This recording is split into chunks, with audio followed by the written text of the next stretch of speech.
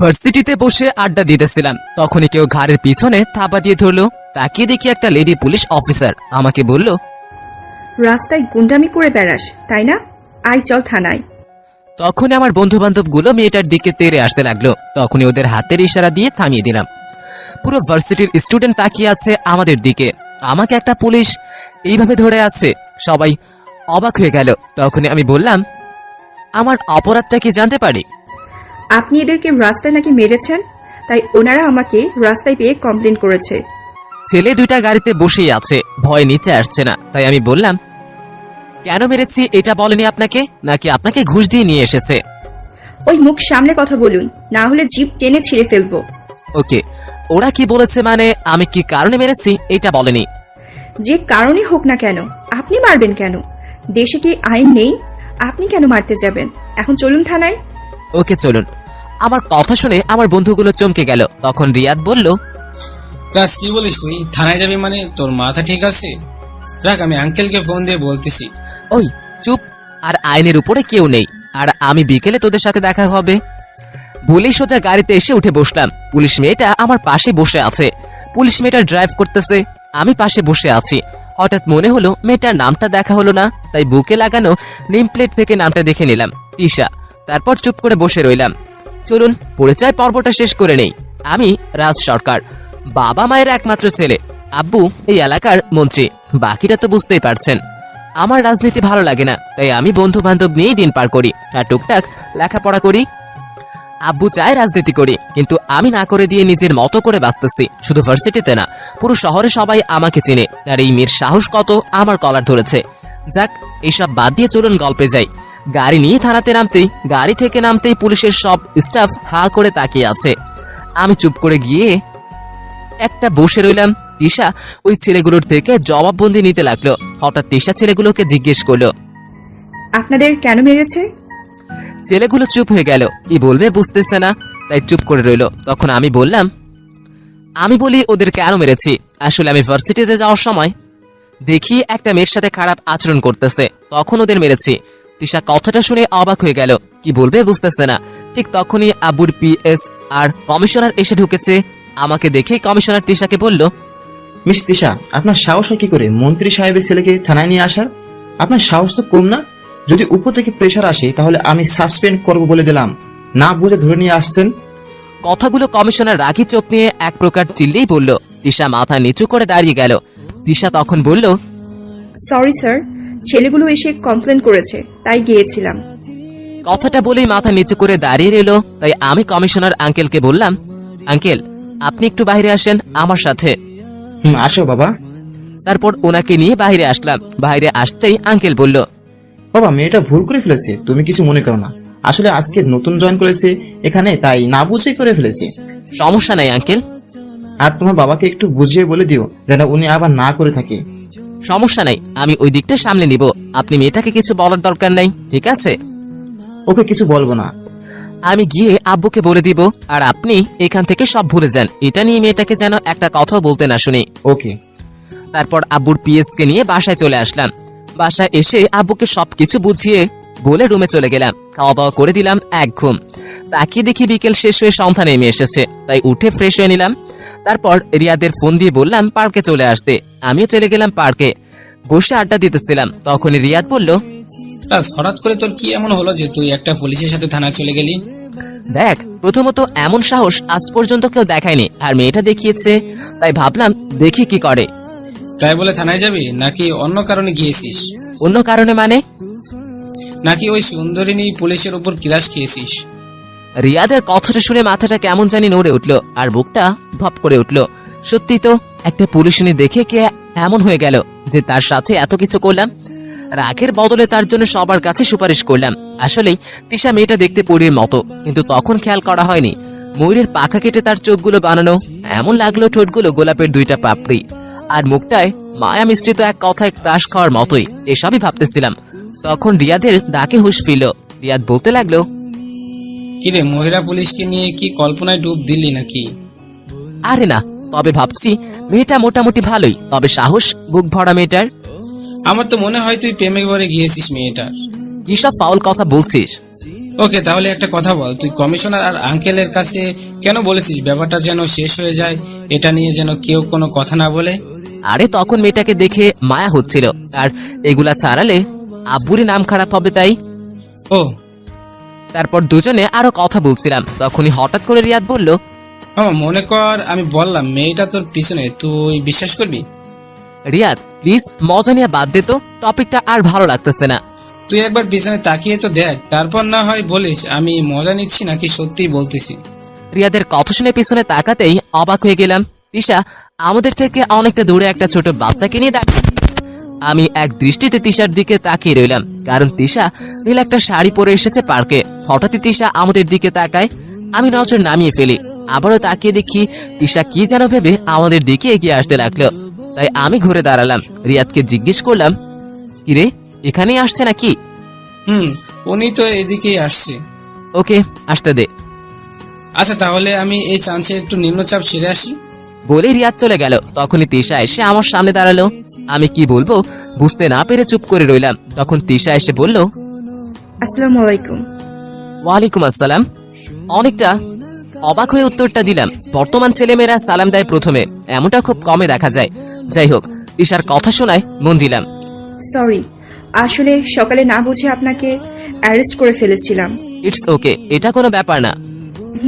ধন্যবাদ commissioner sir, এবং বাকিদের কাছে আমার জন্য সুপারিশ করায়। আপনি জানলেন কিভাবে যে আমি আপনার জন্য সুপারিশ করেছি?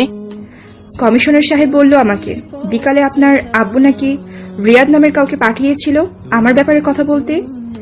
ওহ, তা আপনি হঠাৎ এখানে ঘুরতে এসেছেন নাকি? ভাইয়ার ছেলেকে নিয়ে ভাবলাম একটু ঘুরে যাই। ওহ ভালোই। আপনি এখানে এই সময়? এখানে প্রায় আমি আর বন্ধুরা আড্ডা দেই, আর রিয়াদও ছিল। ও কোথায় যে গিয়েছে। ওহো, এইভাবে শাড়ি পরে বাইরে রাতে ঘুরবেন না, কারণ জায়গাটা বেশি ভালো না। আপনি পুলিশের ইউনিফর্ম পরে আসলেই তো কেউ আর কিছু করবে না। ওকে, অ্যান্ড থ্যাঙ্কস। ওয়েলকাম। আচ্ছা তাহলে আমি আসি। শিওর। তিশা চলে যেতে লাগলো, আর আমি তার যাওয়ার দিকে চেয়ে রইলাম অপলক দৃষ্টিতে। তখনই হঠাৎ পিছন থেকে রিয়াদ এসে বলল, মামা ভাবি যে এমনই হবে, এটা কি কনফার্ম করে নিব? পাউল কথা বাদ দিয়ে চল বাসায় যাব। আঙ্কেল, তোর আব্বু আমাকে ফোন দিয়েছিল।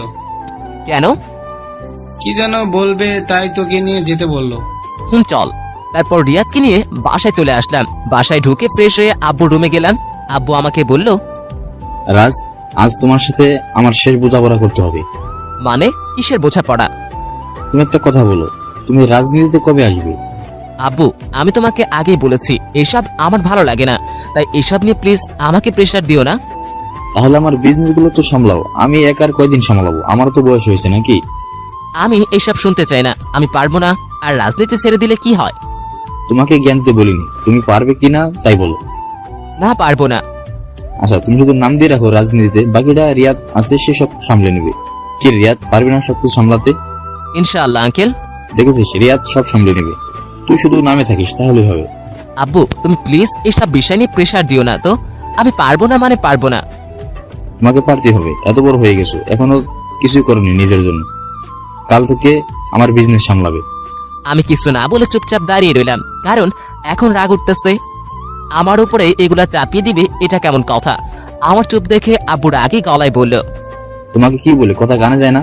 তুমি যাবে কি না এটা বলো, হ্যাঁ অথবা না, এর মাঝে একটা কথা বলো। আব্বু অনেক রেগে গিয়ে কথাগুলো বলল। আমিও কম কিসে সোজা মুখের উপরে পড়ে দিলাম, আমি এসব সামলাতে পারবো না। তাহলে আমারও শেষ কথা শুনে রাখো, তুমি যদি এসব সামলাতে না পারো তাহলে তোমার এই বাড়িতে জায়গা হবে না। আমি আর কোনো কথা না বলে রাগ নিয়ে রুম থেকে বেরিয়ে আসলাম। তারপর নিজের রুমে এসে সবকিছু গুছিয়ে নিলাম। তখনই আম্মু আসলো রুমে। কি রে, তুই কি সত্যি চলে যাবি? তো কি করব, তোমার স্বামী কি বললো শুনোনি? দেখ, তোর আব্বু যা বলেছে তা একটু পরে মাথা ঠান্ডা হলে ভুলে যাবে, তাই বলে তুই বাড়ি ছেড়ে চলে যাবি? দেখো আম্মু, আমাকে বোঝাতে এসো না, পারলে গিয়ে নিজের স্বামীকে বোঝাও। আমি থাকবো না এই বাড়িতে, হাজারো বলো না কেন, তুমি লাভ হবে না। তোরা বাবা ছেলে দুজনেই কাটতেরা, আমার কথা কেই বা শুনবে? আমি কে? থাক, শোনা লাগবে না আমার কথা। এক প্রকার রাগ নিয়ে বললাম কথাগুলো, বলেই আম্মু চলে গেল। আমিও ব্যাগ নিয়ে বাসা থেকে বেরিয়ে চলে আসলাম। আমার সাথে রিয়াদও আসলো। রিয়াদ আমাকে ছেড়ে যাবে না এটা আমি জানি, তাই দুজনে একটা হোটেলে এসে উঠলাম। রাতে হোটেলে রাত কাটিয়ে দিলাম। সকালে রিয়াদকে বললাম, রিয়াদ, একটা বাসার খোঁজে বের কর, এখানে থাকা যাবে না।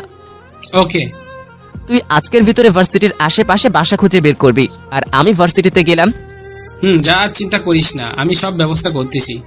তারপর আমি চলে গেলাম ভার্সিটিতে। বিকেলে হোটেলে এসে ফ্রেশ হয়ে শুয়েছিলাম। রাতে রিয়াদ রুমে এসে বলল, মামা, বাসায় একটা পেয়ে গেছি। গ্রেট। তবে মামা, আরেকটা সুখবর আছে। কি সুখবর? আগে টিপ দে, তাহলে বলবো। ওকে, চল খেয়ে আসি। তারপর ট্রিট দিয়ে খাবার খেয়ে রুমে এসে রিয়াদকে বললাম, এবার বল কি সুখবর। মামা, এখন তো বলবো না, কালকে সকালে নতুন বাসাতে গেলেই বুঝতে পারবি তোর জন্য কি সুখবর অপেক্ষা করছে। ওকে। তারপর রাতে ঘুমিয়ে গেলাম। সকালে আর ভার্সিটিতে না গিয়ে নিজের সবকিছু নিয়ে চলে গেলাম নতুন বাসায়। বাসাটা 2 তলা, তবে অনেক বড় বাসা আর অনেক সুন্দর, তাই পছন্দ হয়েছে অনেক। আমরা 2 তলায় থাকি। নিচের তলায় 2জন বয়স্ক লোককে দেখলাম দুপুরে। বিকেলে ছাদে গেলাম খোলা হাওয়ার জন্য। পেলাম তখনই হঠাৎ করে পিছনে কাঁধে কেউ হাত রাখলো। পিছনে ঘুরে তাকাতেই আমি অবাক হয়ে গেলাম, কারণ আমার পিছনে এটা আর কেউই নয়, তিশা দাঁড়িয়ে আছে। তখন তিশা বলল, আরে আপনি এখানে? এখানে বাসা ভাড়া নিয়েছি আজকে, কিন্তু আপনি এখানে? আমরা তো নিচতলাতে থাকি, তারপর মানে আপনি উপরতলায় আসছেন? হুম। হঠাৎ বাসা ভাড়া নিয়েছেন কেন? এমনি আব্বুর সাথে একটু ঝগড়া হয়ে গিয়েছে, তাই চলে আসলাম। ও আচ্ছা। আপনারা এখানে থাকেন, এটা কি ভাড়া নিয়েছেন নাকি সরকারি কোয়ার্টার? আসলে একটা সরকারি কোয়ার্টার, তবে এখানে কেউ বেশি একটা থাকে না, একটু খোলা জায়গা, তাই এটাই বেছে নিয়েছি। বেছে নিয়েছেন মানেটা বুঝলাম না। ও আসলে আব্বু একজন হার্টের রোগী, তাই ওনাকে বেশি আওয়াজের মাঝে রাখি না, আর ওনাকে হার্ট করে এমন কাজও করি না, তাই কমিশনার স্যারকে বলে এখানে নিয়ে এসেছি, যেন চুপচাপ জায়গাটায় থাকতে পারে আব্বু শান্তি মতো। ও আচ্ছা, আপনি তো এই থানার ইনচার্জ, তাই না? কেন? না এমনি, কোনো সমস্যা হলে জানাবেন আমাকে, তাহলেই হবে। আচ্ছা। আচ্ছা, আপনি থাকেন, আমি নিচে যাই, কাজ আছে একটু। ওকে। তারপর নিচে চলে আসলাম। এসে রিয়াদকে ফোন দিয়ে রাতের জন্য খাবার নিয়ে আসতে বলে দিলাম। রাতে খাওয়া দাওয়ার সময় রিয়াদকে বললাম, রিয়াদ, বাসাটা কি ভাড়া তুই সত্যি ভাড়া নিয়েছিস নাকি এটা একটা সরকারি কোয়ার্টার? সরকারি কোয়ার্টার আসলে একদিনে এই শহরে বাসা ভাড়া পাওয়া তো অসম্ভব, তা তো জানিসই। তাই কমিশনার সাহেবকে ফোন দিয়ে জিজ্ঞাসা করলাম, তারপর উনি একটা কথা বললেন। তুই কি আব্বুর পিছন ছাড়বি না নাকি সব জায়গাতেই ওনার নাম নিয়ে চলবি? আরে রাগ করিস কেন? আর তুই কি এখানে সারা জীবন থাকবি নাকি কয়েকদিনেরই ব্যাপার? কে বলেছে কয়েকদিন? আব্বু যতদিন না এসে নিয়ে যাবে ততদিন ওই বাড়িতে আমি যাব না। আচ্ছা ঠিক আছে। তারপর রিয়াদ তার রুমে চলে গেল, আর আমি নিজের রুমে শুয়ে ঘুমিয়ে গেলাম। সকালে কলিং বেলের আওয়াজে ঘুম ভাঙলো। উঠে গিয়ে দরজা খুলে দিলাম। তাকিয়ে দেখি আম্মু আব্বু দুজনেই দাঁড়িয়ে আছে। তাই বললাম, এখানে থাকতেছি, তাও সহ্য হচ্ছে না নাকি? এখান থেকেও চলে যেতে হবে। চুপ, বেশি বকবক করিস কেন?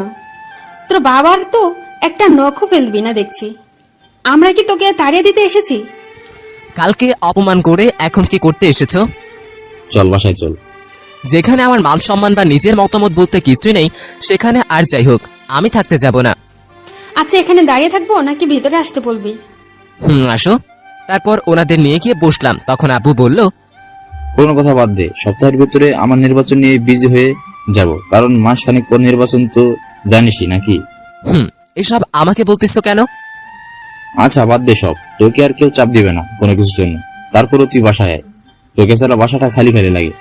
যাবো ঠিক আছে, তবে এর পরের বার যদি প্রেসার দাও তাহলে আমি নিজে এমন জায়গায় যাব যে আর খুঁজেই পাবে না। ঠিক আছে আয়, এবার থেকে কেউ তো কিছু বলবে না। তোমরা বসো, আমি ব্যাগটা নিয়ে আসতেছি। বলে চলে গেলাম নিজের রুমে। ব্যাগ গুছিয়ে বাইরে আসতেই আব্বু বলল, রিয়াদ যা বললো তা কি সত্যি নাকি? মানে কি বলেছে রিয়াদ? তুমি নাকি ওই পুলিশ মেয়েটাকে পছন্দ করো? কেন, কোনো সমস্যা আছে নাকি এখানে? না, চলো বাসায় যাই। তারপরে আবারও চলে আসলাম। বাসায় এসে ফ্রেশ হয়ে চলে গেলাম ভার্সিটিতে। এইভাবে চলে গেল সপ্তাহখানেক। আব্বুর নির্বাচন এগিয়ে আসতে লাগলো, তাই ভার্সিটির ছাত্রছাত্রী নিয়ে আব্বুর পাশে দাঁড়ালাম। একটা বিষয় নিয়ে প্রতিপক্ষ দলের সাথে আমাদের ঝগড়া হয়ে গেল। তখন পুলিশ এসে আমাদের দলের আর ওই দলের কিছু ছেলে ধরে নিয়ে গেল। আমি থানায় গিয়ে বললাম ওদের ছেড়ে দিতে। তখন তিশা বলল, ওনার অপরাধী এদের ছাড়তে পারবো না, আপনি যা করার করে দেখান। আপনার জন্য এতদিন চুপ ছিলাম, এখন তো দেখি মারামারি পর্যায়ে চলে গেছে, তাই সরি, কিছু করার নেই। এখানে যা করার এবার আইন করবে। দেখুন মিস তিশা, আমি ভালোর জন্য ভালো আর খারাপের জন্য ভিলেন, তাই প্লিজ আমাকে খারাপ পথে নেবেন না। আপনি যা খুশি করেন, অপরাধীকে আমি ছাড়তে পারবো না। দেখুন, ঝগড়াটা ওই দল শুরু করেছিল, তাই আমার ফ্রেন্ডরা শুধু নিজেদের আত্মরক্ষা করতে হাত তুলেছে। যে কারণই হোক, আমি পারবো না ছাড়তে। আপনি পারলে অন্য উপায়ে ছাড়িয়ে নিন। আমি কি করতে পারি আপনার সাথে তা আপনি ভাবতেও পারবেন না। কি করবেন? বেশি হলে ট্রান্সফার করাতে পারবেন, অথবা চাকরিটা নিয়ে নিতে পারবেন। এর থেকে বেশি কি করবেন আপনি? আপনার এমন কিছু করব না, আমি আপনার প্রমোশনের ব্যবস্থা করতেছি, তারপর দেখেন আমি কি করি। একটা থানার ইনচার্জ হয়ে আমার এই লোকের এই অবস্থা, আর যদি প্রমোশন পাই তাহলে আপনার লোকের কি অবস্থা করব ভাবতে পারছেন? সেটা না হয় সময় বলুক কে কি করবে। ওকে, আপনার এমন অবস্থা করব যে আপনার সামনে আমি অন্যায় করব আর আপনি কিছুই করতে পারবেন না, শুধু তাকিয়ে দেখা ছাড়া। ওকে, দেখা যাবে। এবার দেখবেন আমার ভিলেনের রূপটা, যেটা এতদিন সবার পিছনে ছিলাম। হুম। আর কোনো কথা না বলে বাসায় চলে আসলাম। এসেই আবুর পিএস কে বললাম ওদের উকিল নিয়ে গিয়ে ছাড়িয়ে আনতে। তারপর আবুর রুমে সোজা চলে গেলাম। কিরে, কিছু বলবি? আমি রাজনীতিতে নামতে চাই। কি বলিস, সত্যি?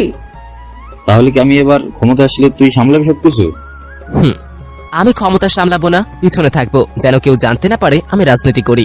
ওকে, তোর যা ইচ্ছা করিস। তারপর সোজা রুমে চলে গেলাম। আবুর ভোটে বিজয় হওয়ার আগ পর্যন্ত আমি চুপচাপ থাকবো ভাবতেছি, তবে তিশাকে কি করব এটা নিয়েই ভাবতেছি। হঠাৎই মাথায় একটা আসলো, এবার দেখবো তিশা তুমি আমার কি করো। ভোটের সময় আবুর পিছনে থেকে অনেক কাজ করেছি, তবে সেটার কোনো প্রমাণ রেখে আসেনি, তাই তিশাও কিছু করতে পারতেছে না। এবারও আবু বিপুল ভোটে বিজয় হয়েছে, তাই ঠিক করলাম এবার তিশাকে ঠিক করা লাগবে, যা ভাবা তাই করা। আবু রুমে গিয়ে বসলাম, তখন আবু বলল, কিরে, কিছু বলবি? বল, কি বলবি? আমি আমাদের বাসার সিকিউরিটি চিফ একজনকে বানাতে চাই। কাকে বানাবি? আর এখন যে আছে সে আমাদের অনেক ফাঁস লোক। তুমি আমার উপরে বিশ্বাস রাখো, এমন কাউকে আনবো না যে সে আমাদের সাথে বেইমানি করবে। ওকে, আমি বিজয়কে বলে দিচ্ছি তোর কথাই যেন সব করে। ঠিক আছে, আমি এখনই আসি। তারপর আবু রুম থেকে বেরিয়ে চলে আসলাম। তারপর বিজয়ের সাথে সব কথা বলে বিকালে কমিশনার আঙ্কেলের অফিসে গেলাম। আঙ্কেল তখন ফোন দিল তিশাকে। আমি বসে রইলাম। 20 মিনিট পর তিশা কমিশনারের রুমে আসলো। আমাকে দেখেই মুখটা কালো হয়ে গেল তিশার। আমি কিছু না বলে মুচকি একটা হাসি দিলাম। তারপর তিশা এসে বসলো। তখন কমিশনার বলল, তিশা, তোমার জন্য একটা খুশির সংবাদ আছে। কিসের সংবাদ স্যার? তোমার প্রমোশন হয়েছে, তুমি এখন থেকে মন্ত্রী সাহেবের সিকিউরিটি ইনচার্জ। মানে কি স্যার? এটা আবার কেমন কথা? আমার চাই না এমন প্রমোশন। সরি, এখানে আমার কোনো কিছু করার নেই, উপর থেকে তোমাকে সিলেক্ট করা হয়েছে। কেন স্যার? আমি ছাড়া তো আরো অনেক ইনচার্জ আছে এই শহরে, তাদের থেকে একজনকে সিলেক্ট করে দিন, তাহলেই তো হয়ে যায়। আমি কিছু না বলে মুচকি হাসছিলাম। তিশা আর চোখে দেখছিল, কিন্তু কিছু বলতে পারছিল না। তখন কমিশনার বলল, সরি, আমি বলেছিলাম অন্যজনের কথা, কিন্তু তারা তোমার সাহসিকতা আর তোমার ইমানদারি দেখে তোমাকে সিলেক্ট করেছে। এমনকি মন্ত্রী সাহেব নিজেও তোমার কথা উপরে জানিয়েছে, তাই এখন আমার কিছু করার নেই। স্যার, আমি ট্রান্সফারের আবেদন করতেছি। আপনি আমাকে অন্য শহরে বদলি হতে চাই। ওকে, তুমি ট্রান্সফার লেটার দাও, আমি দেখে কি করা যায়। তবে ট্রান্সফার হওয়ার আগ পর্যন্ত এখানে ডিউটি করো। জি স্যার। বলেই তিশা চলে গেল। আমি তখন কমিশনারের সাথে কথা বলে চলে আসলাম। বাইরে এসে দেখি তিশা এক কোণায় দাঁড়িয়ে আছে, তাই তিশার কাছে গেলাম। তিশাকে বললাম, কি মিস তিশা, বলেছিলাম না আপনার প্রমোশন করিয়ে দেওয়ার দায়িত্ব আমার। এখন দেখেন কেমন লাগে আপনার। ভালোই, তবে নিজের ঘরের দায়িত্বই আমাকে দিয়ে দিলেন। আমি চাইলে কি করতে পারি জানেন? আপনার কি মনে হয় আপনাদের উপর ভরসা করে আপনার নিজেদের সেফ মনে করি? তাহলে এটা ভুল। আপনি আসেন, সবকিছু বুঝে যাবেন। সময় আসলে সবই হবে। সময়ের অপেক্ষায় বসে থাকেন আর কাল থেকে নিজের কাছে মন দিন। মনোযোগী তো হতেই হবে, শত হলে মন্ত্রীর বাড়ির দায়িত্ব পড়েছে। আর এসব ট্রান্সফারের চিন্তা করে লাভ নাই। সব যতবার আপিল করবেন ট্রান্সফারের, ততবার দেখবেন আপনার সিনিয়র সেটা ক্যান্সেল করে দিবে। পাওয়ার দেখাচ্ছেন? প্রথম কে দেখিয়েছিল পাওয়ার? আমি না আপনি। তবে আপনি এমন জায়গায় এসে আটকেছেন যে আমার থেকে ছাড়া পেতে হলে নিজের চাকরি থেকে রিজাইন দিতে হবে, তাছাড়া আর কোনো উপায় নেই। ভয় দেখাচ্ছেন মনে হয়। না, তবে চাইলে ট্রাই করে নিতে পারেন। বলছিলাম না ওই দিন আপনাকে, আমার ছেলেগুলো মারামারি করে নাই, শুধু নিজেদের বাঁচাতে একটু ঝগড়া করেছে। তখন আপনি ক্ষমতা দেখিয়েছেন, এখন আমার পালা। তো ভালো থাকবেন, আসি এখন। বলেই তিশাকে আর কোনো কথা বলতে না দিয়ে চলে আসলাম। একটু আগে গিয়ে আবারও ফিরে আসলাম। এসে বললাম, পৃথিবীতে আপনি হয়তো একমাত্র মেয়ে যে কিনা প্রমোশন পেয়েও নিতে চান না, আর এমন জায়গায় আটকেছেন যেখানে চাকরিতে রিজাইন দেওয়া ছাড়া আর কোনো উপায় নেই। আসি, ভালো থাকবেন।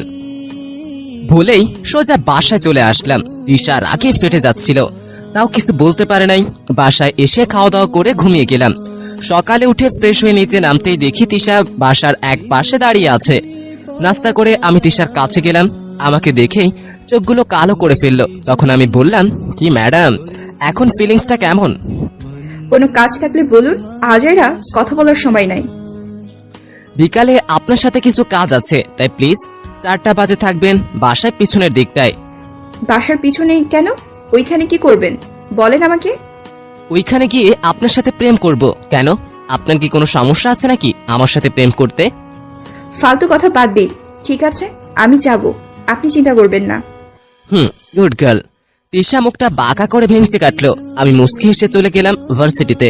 তারপর রিয়াদকে বললাম, রিয়াদ, ওই ছেলেগুলোকে ধরে নিয়ে আয় যারা নির্বাচনের আগে আমার ছেলেগুলোর উপরে হামলা করেছিল। কেন মামা, এখন এসব ঘেটে লাভ কি? তোরে যা বলছি তাই কর, তারপর দেখ কি করি। আর ওদের নিয়ে আমাদের বাসার পিছনে গুদাম ঘর আছে না, ওইখানে বেঁধে রাখবি। সবগুলোর আনার দরকার নাই, শুধু 4-5টা বড় মাথাকে নিয়ে আয়। ওকে। বিকেলে ক্লাস শেষ করে বাসায় গিয়ে ফ্রেশ হয়ে গেলাম। গুদাম ঘরে গিয়ে ওদের পিলারের সাথে বাঁধলাম। তারপর রিয়াদকে বললাম, যা গিয়ে তোর ভাবিকে ডেকে নিয়ে আয়। ওকে। রিয়াদ চলে গেল। আমি একটা মোটা লাঠি নিয়ে ওইখানে দাঁড়িয়েছিলাম। তারপর রিয়াদ গিয়ে তিশাকে নিয়ে আসে। ছেলেগুলোকে ওইভাবে বেঁধে রাখায় তিশা আমাকে বলল, ওই এরা কারা, আর এদেরকে এভাবে বেঁধে রেখেছেন কেন? আরে আস্তে বেবি, এত উত্তেজিত হইও না। আমি বলছি এরা কারা আর কেন এইভাবে বেঁধে রেখেছি। তিশা চুপ করে রইল, কথা না বলায়। আমি বললাম, ওরা হলো ওই যে নির্বাচনের আগে যারা মারামারি করায় তুমি আমার ছেলেগুলোকে ধরে নিয়ে গিয়েছিলে, ওরা হলো তাদের লিডার। তো ওদের এভাবে ধরে নিয়ে এসেছেন কেন? দেখেন, ওদের কেন ধরে নিয়ে এসেছি আর আমি যাই করি না কেন, আপনি ওই জায়গা থেকে এক পা এদিকে আসবেন না, ঠিক আছে? বলে সবগুলোকে সমানে মারতে লাগলাম। তিশার চোখ বন্ধ করে রইল। আর আমি অনেকক্ষণ মারার পর ওদের মারা থামিয়ে দিয়ে তিশার কাছে গিয়ে তিশাকে বললাম, ম্যাডাম, মারা বন্ধ করে দিয়েছি, এবার চোখ খুলেন। তিশা চোখ খুলে ওদের শরীরের বিভিন্ন জায়গা থেকে রক্ত পড়া দেখে তিশা নিজের রাগটা আর কন্ট্রোল করতে পারল না। ঠাস করে আমার গালে চড় বসিয়ে দিল। আমি কিছু না বলে মুচকি হেসে বললাম, তোমাকে আমি বলেছিলাম না যে তোমার সামনে অন্যায় করব, তুমি কিছুই করতে পারবে না। তিশা কিছু না বলে চুপ করে দাঁড়িয়ে রইল। আমি ছেলেগুলোর কাছে গেলাম, গিয়ে ওদের বললাম, ওই এবার বল, ওই দিন কেন আমার ছেলেগুলোর উপরে আক্রমণ করেছিলি? ভাই, আমাদের নেতা বলেছিল তাই আক্রমণ করেছিলাম। তোদের নেতা কেন বলেছিল আমাদের ছেলেগুলোকে মারতে? যেন আপনাদের মেরে রাত্রে আমরা সব ভোট নিজেদের করে নিয়ে বিলেত করে জিতে যেতে পারি। এবার তোদের ভাবিকে একটু বলতো, কে আগে আক্রমণ করেছিল আর ওইখানে দোষটা কার? ম্যাডাম, বিশ্বাস করেন সব দোষ আমাদের, আর আমরাই প্রথম ওনাদের লোকের উপর আক্রমণ করেছিলাম, ওনাদের কোনো দোষ নেই। তারপর আমি তিশার কাছে গেলাম। এবার তিশাকে বললাম, কি ম্যাডাম, এবার আপনি বলেন, কি বলবেন? ওদিন তো আমার কথা শোনেননি, এখন কি বলবেন বলেন? তিশা কিছু না বলে রাগি চোখে তাকিয়ে চলে গেলাম। আমি আবার ওদের কাছে গেলাম। তারপর ওদের বললাম, শোন, বলে দিস তোদের নেতাকে, এদিকে আবার চোখ বাড়ালে তারপর তোদের নেতাকেই খেয়ে ফেলবো। আর বলে দিস তার ছেলে এখন তার খুঁটি হয়ে গেছে, তাই নিচের দিকে নামিয়ে চলতে, না হলে কি হবে এটার ডেমো তো দেখেই দিলাম। ওকে ভাই। আর বলিস এই ব্যাপারটা নিয়ে বেশি না লাফাতে, না হলে তোরা যা বলেছি সব ভিডিও করেছি, তাই বলে দিস তোকে বেশি না লাফাতে। ওকে ভাই। রিয়াদ, যা ওদের হসপিটালে ভর্তি করে দিয়ে আয়। তারপর আমি রুমে চলে আসলাম। ফ্রেশ হয়ে নিচে আসতেই আব্বু আমাকে দেখে বলল, পিছনে কাঁধে মেরেছো? ওই দিন আমাদের ছেলেদের উপরে যারা আক্রমণ করেছিল তাদের আর একজনের ভুলটা ধরিয়ে দিয়েছি। কথাটা বলেই মাহির দিকে আর চোখে তাকালাম। তাকিয়ে দেখি মাহি আমার দিকে তাকিয়ে আছে। তখন আব্বু বলল, ও, এসব মারামারি কি দরকার? না মারলে ওরা সত্যিটা বলতো না, আর একজন রাগ নিয়ে বসে থাকতো, তাই মেরেছি। কথাটা বলে আবার তিশার দিকে তাকালাম। তিশা এখন আমার দিকে তাকালো। আব্বু তখন হয়তো কিছুটা আন্দাজ করতে পেরেছে কেন এসব করেছি, তাই আব্বু বলল, ও, এই কাহিনী, আচ্ছা তুমি থাকো, আমি গেলাম। আব্বু বলেই চলে গেল। আমিও নিজের রুমে চলে গেলাম। পরের দিন সকালে ঘুম থেকে উঠতেই দেখি মাহি দাঁড়িয়ে এসছে। এই চাদর দিয়ে তাড়াতাড়ি নিজের শরীর ঢাকলাম। কি হলো, আপনি এখানে কেন? আপনার আব্বু আপনাকে ডাকতে বললো, তাই ডাকতে এসেছিলাম। ওহ, আপনি যান, আমি একটু পরেই আসতেছি। হুম। বলেই তিশা চলে গেল। আসলে আমার সারা গায়ে একটা শর্ট প্যান্ট ছাড়া আর কিছুই নেই, তাই ওই সময়ে এমন করেছিলাম। উঠে ফ্রেশ হয়ে নিচে গেলাম নাস্তা করার জন্য। নাস্তার সময় হঠাৎ করে আব্বু বলল, এবার বিয়েটা করবে নাকি আরো সময় লাগবে? কথাটা বলার সাথে সাথেই গলায় খাবার আটকে গেল, তাই আম্মু এনে পানি দিল। পানি খেয়ে আব্বুকে বললাম, সময় হলে আমি বলবো, আপাতত থাক, না হয় এই বিষয়টা নিয়ে আলোচনা করা যাবে পরে। ওকে। আমি আর কিছু না বলে তিশার দিকে একটু আর চোখে তাকালাম। তিশা কেমন যেন একটা ভাব নিয়ে বসে তাকালো। খাওয়া দাওয়া করে চলে গেলাম ভার্সিটি। বিকেলে রুমে এসেই দেখি তিশা আম্মুর সাথে বসে গল্প করতেছে। তিশাকে বললাম, ওই ডিউটির সময় বসে কিসের গল্প, যান গিয়ে ডিউটি করুন। তিশা কোনো কথা না বলে উঠে বাইরে চলে গেল। আম্মু তখন বলল, তুই এমনটা করলি কেন? মেয়েটার সাথে মেয়েটা কত ভালো। বেশি ভালো লাগলে নিজের বাসাতে রেখে দিলেই তো পারো। আমিও তো তাই চাই, তুই একবার হ্যাঁ বল। দূর, এসব বাদ দাও বলেই উপরে চলে গেলাম। আর তিশা যাওয়ার সময় মুখটা কালো করেছিল, এটা ভেবে হালকা মুচকি হেসে চলে গেলাম। রাতে খাওয়া দাওয়া করে ছাদে যেতেই দেখি তিশা দাঁড়িয়ে আছে। কিছুটা অবাক হলাম, কারণ তিশার তো এখন ছুটি, কিন্তু এখনো ইউনিফর্ম পরে দাঁড়িয়ে আছে কেন? ব্যাপারটা বুঝতে তিশার কাছে গেলাম। তিশার পিছনে হাত রাখতেই তিশা চমকে পিছনে তাকালো। তাই জিজ্ঞেস করলাম, আপনি এখানে এই সময়, তাও আবার ইউনিফর্ম পরে আছেন, কাহিনী কি? না, মনে হয় স্যার আজকে রাতে দেশের বাইরে যাবেন। ওনাকে এয়ারপোর্টে নামিয়ে দিয়ে এসে তারপর যাব। ওহ, তাহলে এইখানে এভাবে দাঁড়িয়ে আছেন কেন? এমনি ভালো লাগছে না, তাই। ওহ আচ্ছা, আপনাকে একটা কথা জিজ্ঞেস করি। বলেন। আপনি বিয়ে করতেছেন না কেন? মানে এত সুন্দর মেয়ে এখনো যে অবিবাহিত, এটা কেমন দেখায় না? নাকি আপনার বয়ফ্রেন্ড বিয়ে করতে চায় না বলে বিয়ে করছেন না? আন্দাজে ঢিল ছুড়লাম, দেখি কোথায় গিয়ে লাগে। বিয়ে করতে মন চাইতেছে না, আর বয়ফ্রেন্ড নামক পাগল লাইফে নিয়ে আমি চলি না। বাহ, কি সুন্দর কথাটা বললেন। আচ্ছা, আমি এখন আসি, আপনি থাকুন। বলেই তিশা চলে গেল। আমি দাঁড়িয়ে তিশার কথা ভাবতে লাগলাম। এইভাবে 10-15 দিন চলে গেল। একদিন সকালে বসে বসে গান শুনছিলাম, তখনই তিশা আসলো আমার রুমে। তিশার চোখগুলো আগুনের মতো লাল হয়েছিল।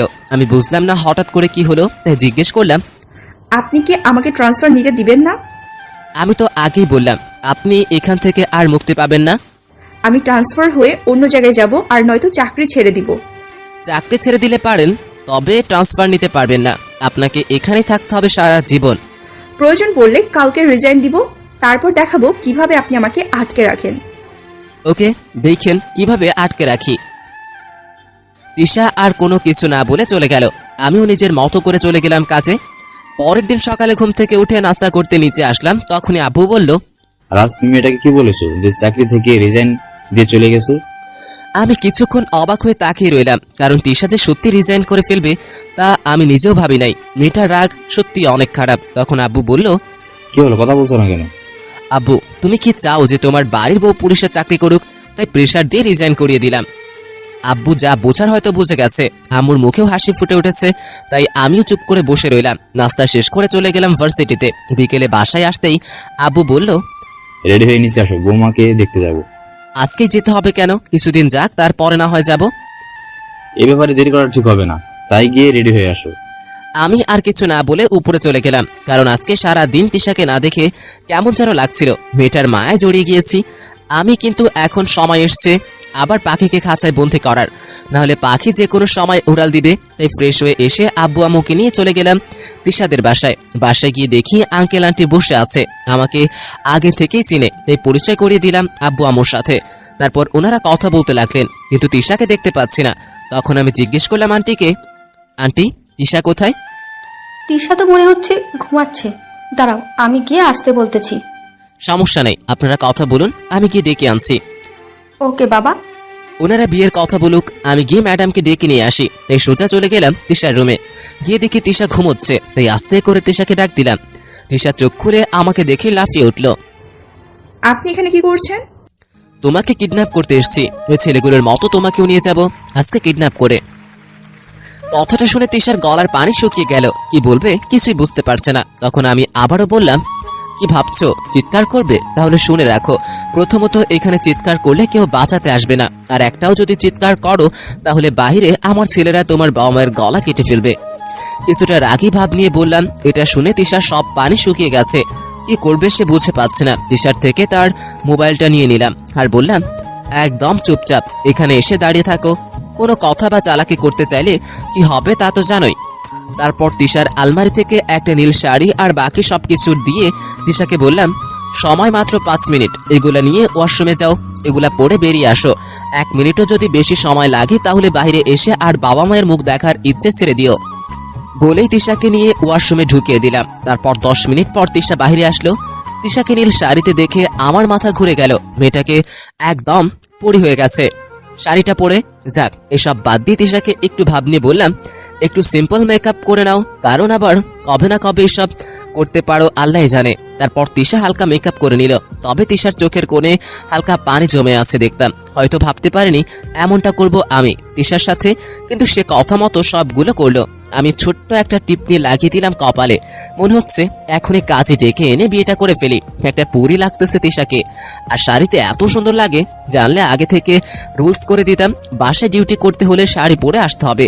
যাক, এবার তিশাকে তার ফোনটা দিয়ে তিশাকে নিয়ে বাইরে আসলাম। তিশার পাগুলো কাঁপতেছিল, তারপরও চলতে লাগলো।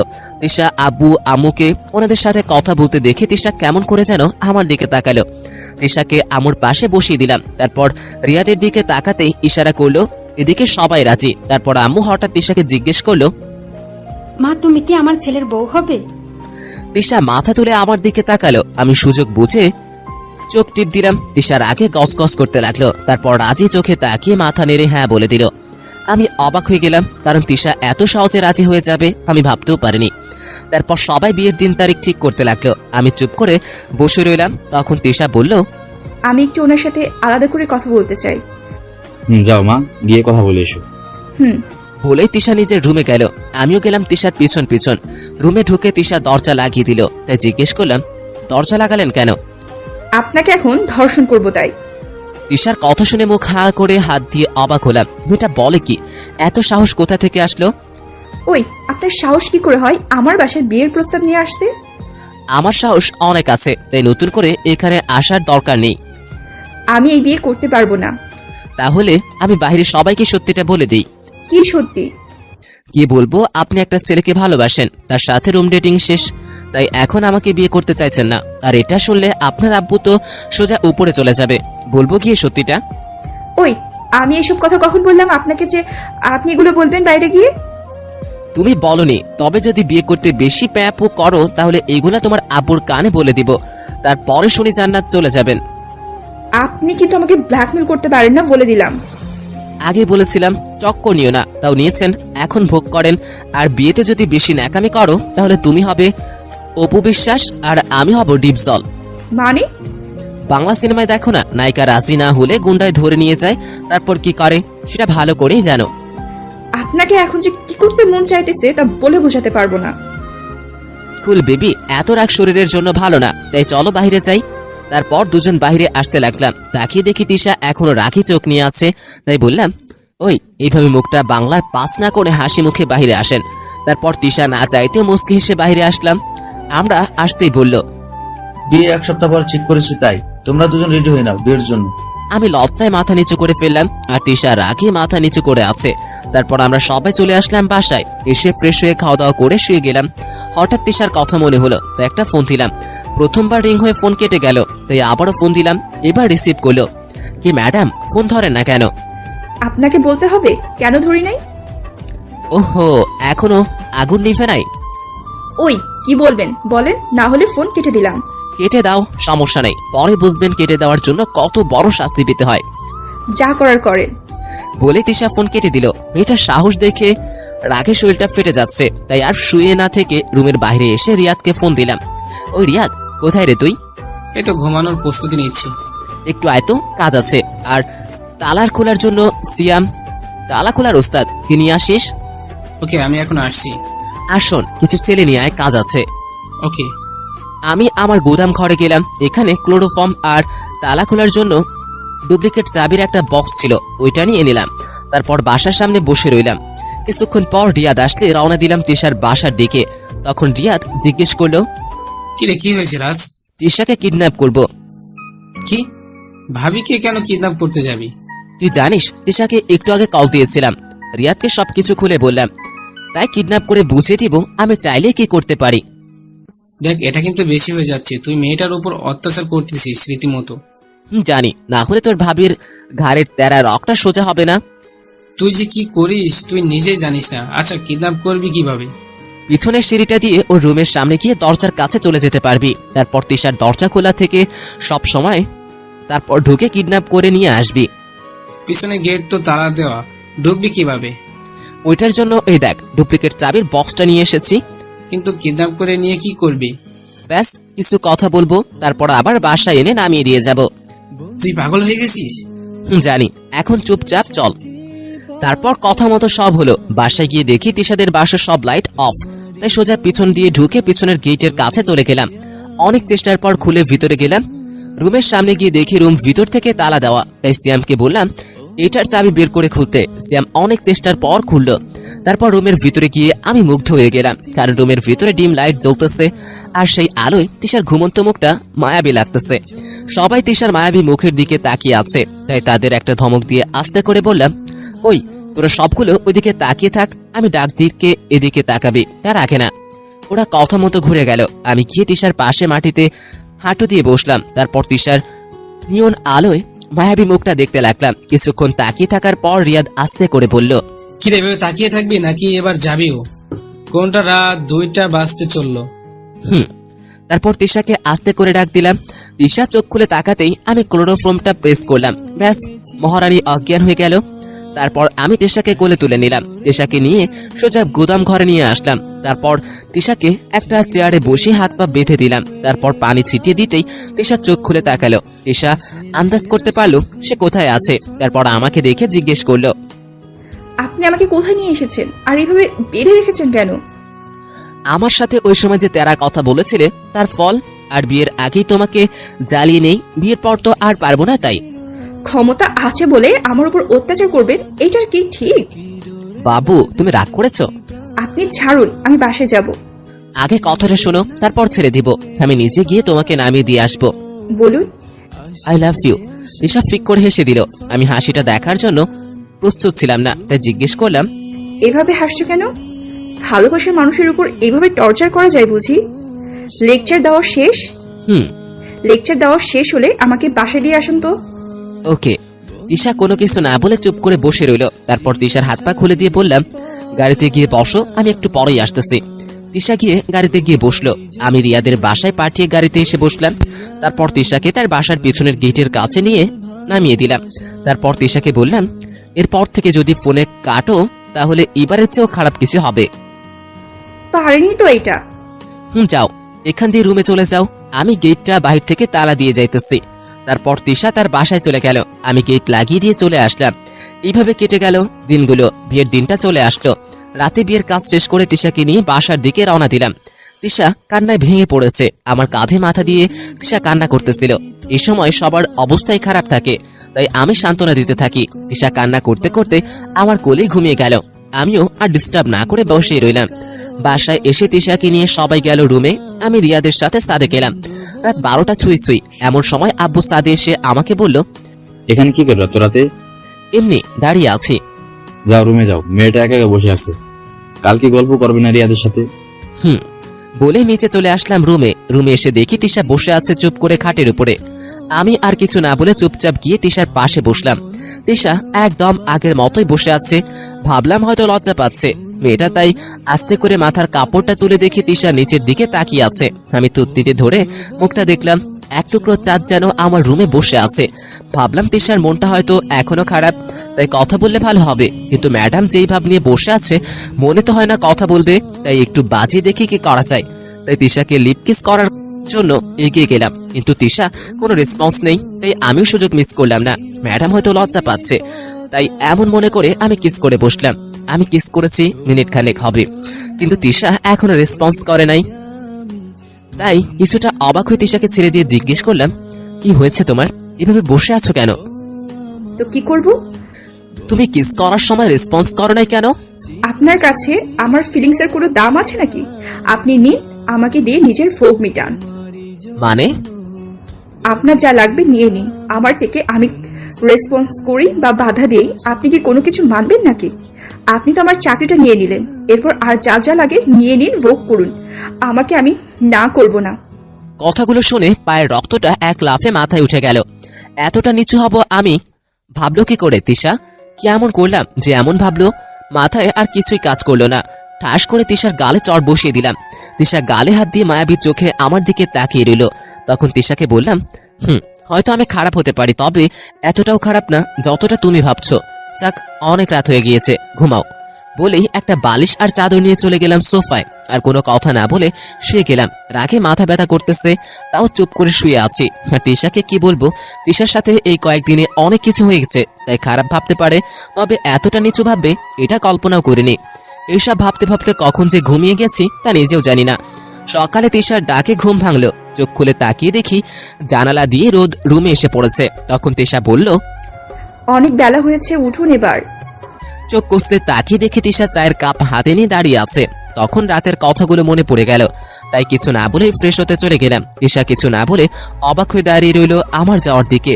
ফ্রেশ হয়ে চলে সোজা নিচে চলে গেলাম। নিচে এসে নাস্তা করে রেডি হয়ে বাসার কিছু না বলে চলে গেলাম ভার্সিটিতে। রিয়াদ আমাকে দেখে বলল, কিরে তুই আজকে ভার্সিটিতে? কেন, আসতে পারি না? কিন্তু বিয়ের পরের দিন ভার্সিটিতে, এটা কেমন দেখায় না? বেশি বকবক না করে আয়, ওইদিকে যাই, ভালো লাগতেছে না। তারপর রিয়াদকে নিয়ে নীরব একটা জায়গায় বসলাম। তারপর রিয়াদকে সবকিছু খুলে বললাম। 10টার দিকে আব্বু ফোন দিল, তাই আমি রিসিভ করলাম। আব্বু বলল, কালকে তোমার বিয়ে হয়েছে আর আজকে সকালে উঠে কোথায় চলে গেলে? তাড়াতাড়ি বাসায় আসো। একটু কাজে এসেছি, আসতে আসতে সন্ধ্যা হবে হয়তো, তাই প্লিজ এই সময়টা ফোন দিয়ে ডিস্টার্ব করো না। বলেই ফোনটা কেটে দিলাম। তারপর ফোন বন্ধ করে রাখলাম। আমি ফোন কেটে দেওয়ায় রিয়াদকে কল দিল। আমি রিয়াদের কাছ থেকেও ফোনটা নিয়ে কেটে দিয়ে বন্ধ করে দিলাম। রাগে চোখ মুখ লাল হয়ে আছে আমার। সারাদিন ক্যাম্পাস আর পার্কে গিয়ে আড্ডা দিয়ে রাতে বাসার দিকে রওনা দিলাম। রাতে বাসায় এসে দেখি সবাই চুপচাপ বসে আছে। আমি কিছু না বলে উপরে চলে গেলাম ফ্রেশ হতে। ফ্রেশ হয়ে নিচে খেতে চলে আসলাম। তখন আব্বু বলল আমাকে। তিশা মাথায় নিচু করে বসে আছে। সারাদিন কোথায় ছিলে? কাজে গিয়েছিলাম শহরের বাইরে। কেমন কাজ ছিল যে বিয়ের পরের দিনই কাজে যাওয়া লাগলো? একটা বন্ধু অ্যাক্সিডেন্ট করেছিল, কাল রাতে তাকে দেখতে গিয়েছিলাম। ঠিক আছে, তাহলে ফোন বন্ধ রেখেছিলে কেন? এমনি হসপিটালের অন্য রোগীদের সমস্যা হবে তাই ফোন বন্ধ করে দিয়েছি। বসো, খাবে। আমি আর কিছু না বলে চুপচাপ খেয়ে রুমে চলে আসলাম। এসে ভালো লাগছিল না, তাই শুয়ে গেলাম। কিছুক্ষণ পর তিশা রুমে আসলো। আমি শুয়ে আছি দেখে আর কিছুই বললো না, চুপ করে শুয়ে রইল। কিছুক্ষণ পর হঠাৎ তিশা উঠে আমার কাছে এসে বলল, সরি, আসলে কালকে আমি না বুঝে ওইসব কথা বলে ফেলেছিলাম, তাই প্লিজ কিছু মনে রাখবেন না, প্লিজ। কিছু না বলে চুপচাপ শুয়ে রইলাম। তখন তিশা আবারও বলল, আসলে কালকে প্রেশার গেছে তো বেশি, তাই আমি কি বলতে কি বলে ফেলেছি, প্লিজ মাফ করে দিন। আরে না, আপনি ঠিকই বলেছেন। আমি একজন হার্টবিহীন একটা মানুষ, আমার কাছে মাপ চাওয়ার কিছু মনেই হয় না। সরি, প্লিজ ওইসব কথা ভুলে যান। সরি তো আমার বলা উচিত। আপনার চাকরি কেড়ে নিয়েছি, ভুল হয়ে গিয়েছে। আবার তার উপরে আপনাকে বিয়ে করে আপনার জীবনটাই নষ্ট করে দিলাম। আপনি আমাকে ক্ষমা করে দিবেন।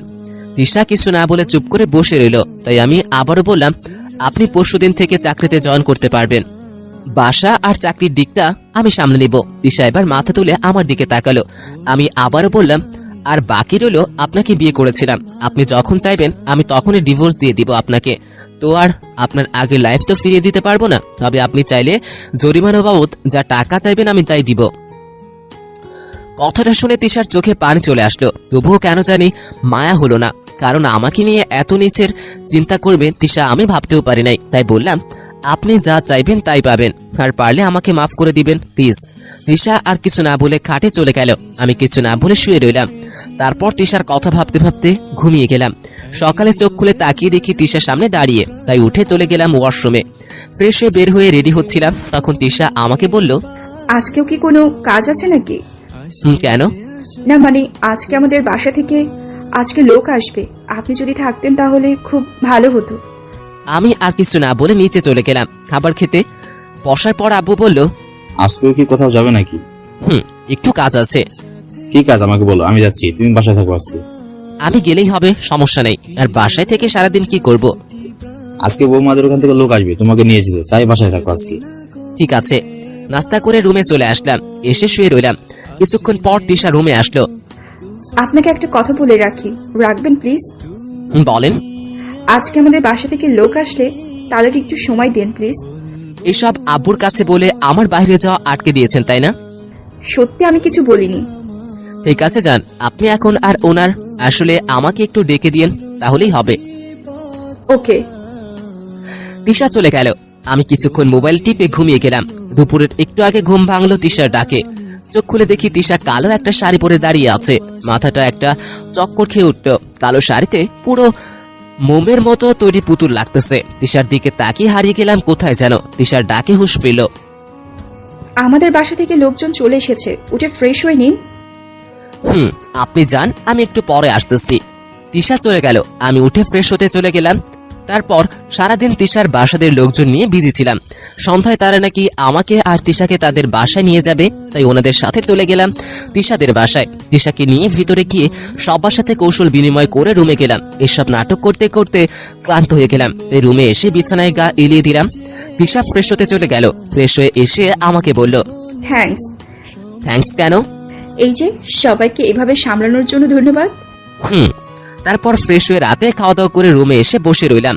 এখন সমস্যা হলো আর একটা, আমি খাওয়ার পরে রাতে সিগারেট খেয়ে ঘুমাই, কিন্তু এখানে আসার সময় সিগারেট নিয়ে আসি নাই। আর এত রাতে বাইরে গেলে এই বাসার লোক ভাববে, তাই বাইরে যেতেও পারছি না। তাই বসে বসে ভাবতেছিলাম কি করা যায়। তখনই তিশা রুমে আসলো হাতে সিগারেট নিয়ে এসে আমাকে বলল, আমি জানি আপনার সিগারেট খান, তাই নিয়ে এসেছি, যান ছাদে গিয়ে খেয়ে আসেন। আমি সিগারেট নিয়ে ছাদে চলে গেলাম। আর ভাবতে লাগলাম, তিশা জানলো কিভাবে আমার সিগারেট লাগবে। মেয়েটা দেখি আমার সব দিকে নজর রাখে। যাক, এসব ভাবতে ভাবতে সিগারেট খেয়ে নিচে চলে আসলাম।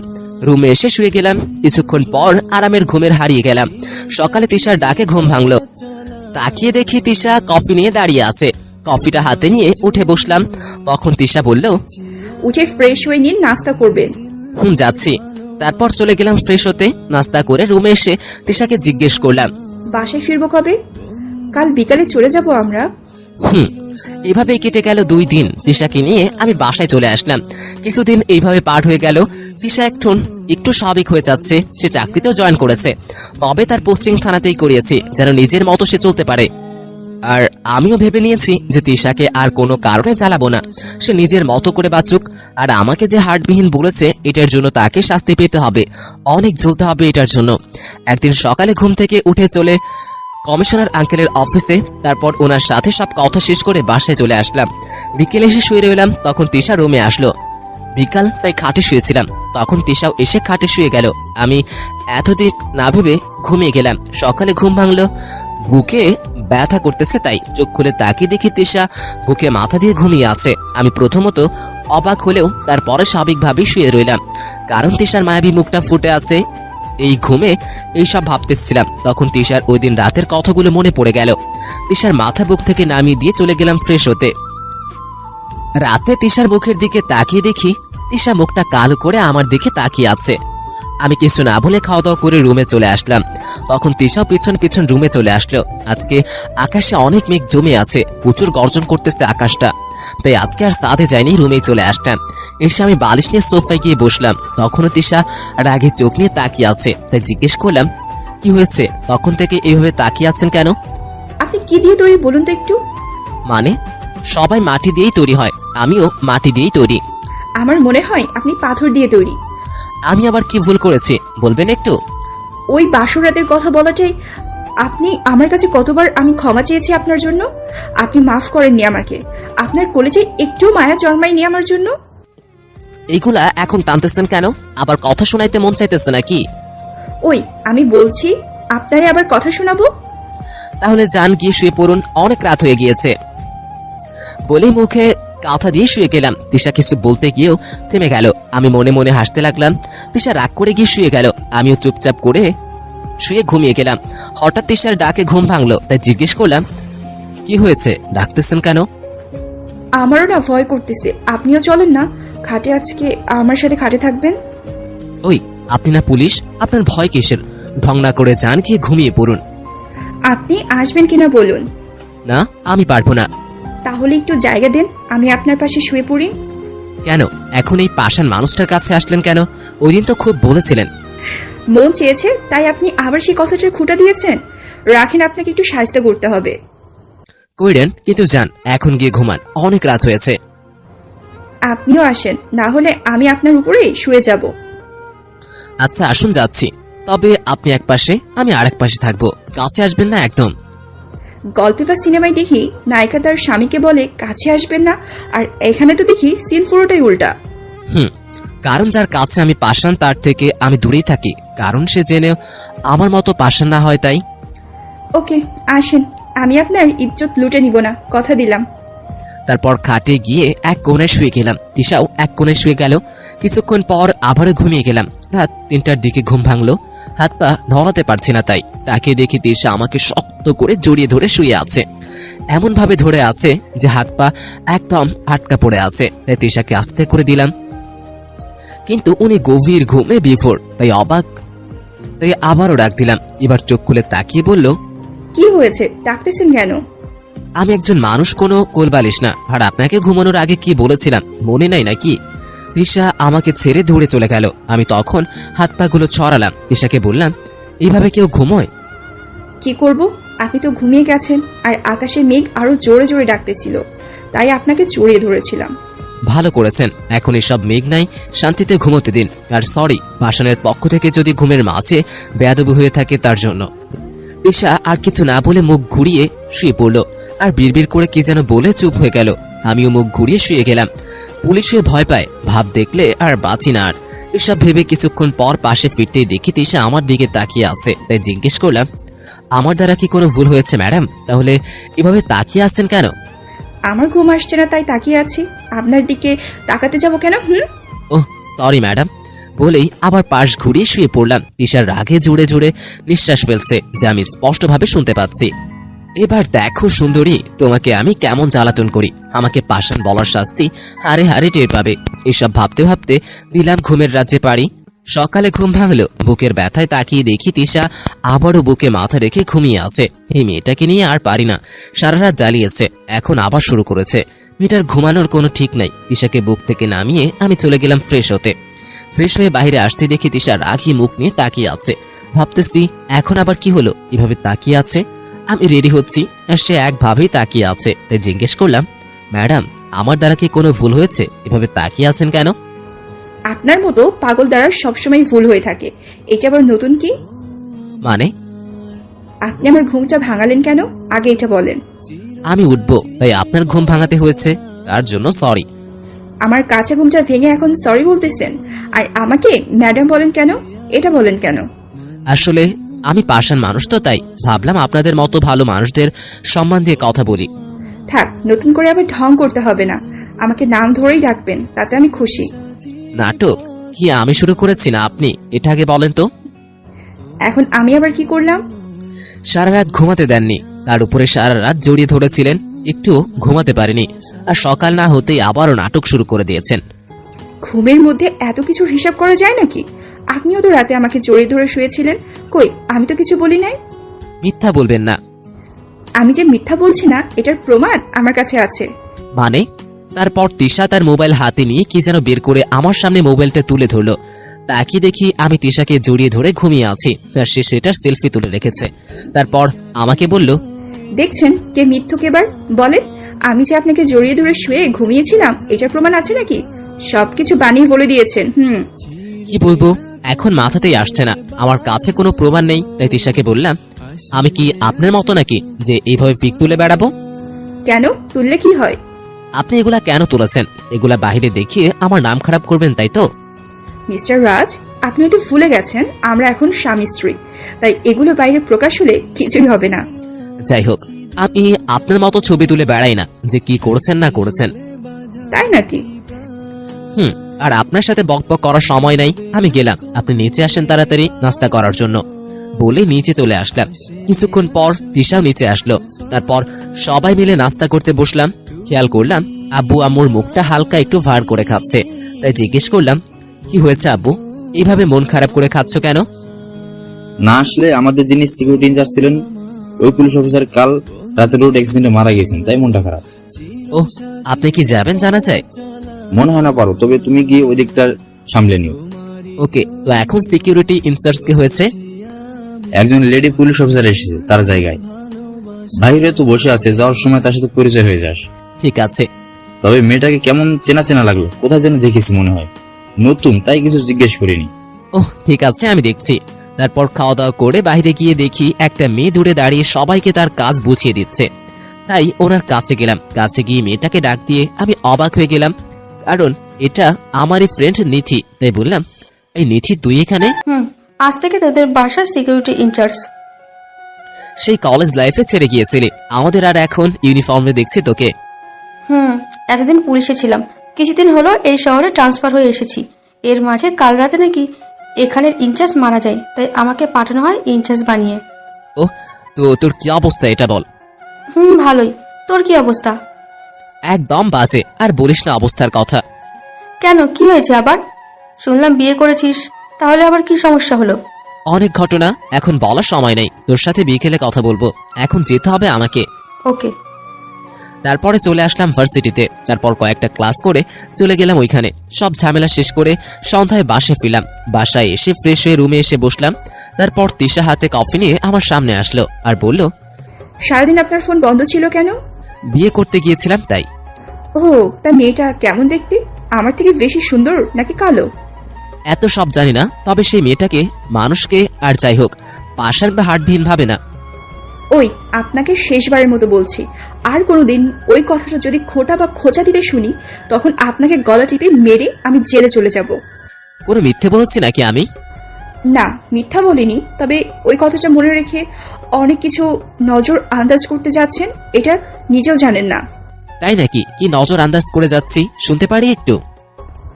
আমি যে আপনাকে এখন পছন্দ করি, এটা কি আপনার চোখে পড়ে না? খোদা, তোমার নীলা বোঝার ক্ষমতা কারো নেই। মানে? না মানে, আমার মতো পাষাণের জন্য যে কারো মনে ভালোবাসা থাকতে পারে আমি তো জানতাম না। মাওলা কি খেলা খেলে শুধু, তা সে নিজেই ভালো জানে।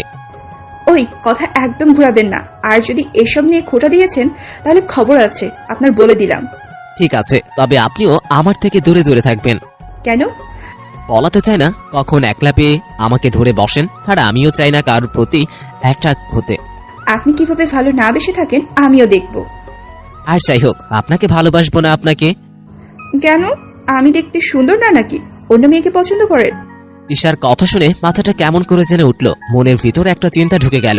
তিশা নিজেই বলে দিল তাকে শায়েস্তা করার উপায়টা। তাই বললাম, ঠিক ধরেছেন, আমি অন্য কাউকে পছন্দ করি। মানে? আমি একটা মেয়েকে খুব পছন্দ করি, কিন্তু আপনাকে বলার সাহস পাচ্ছিলাম না। আজকে আপনি যেহেতু জিজ্ঞেস করেছেন, তাই ভাবলাম বলেই দেই। ও, তা মেয়েটাকে? কেন, আপনি দেখতে চান নাকি তাকে? হুম, আচ্ছা, আমি 3-4 দিনের মাঝে আপনার সাথে দেখা করিয়ে দিব। ঠিক আছে। বলেই তিশা চলে গেল। কিন্তু আমি পড়ে গেলাম টেনশনে।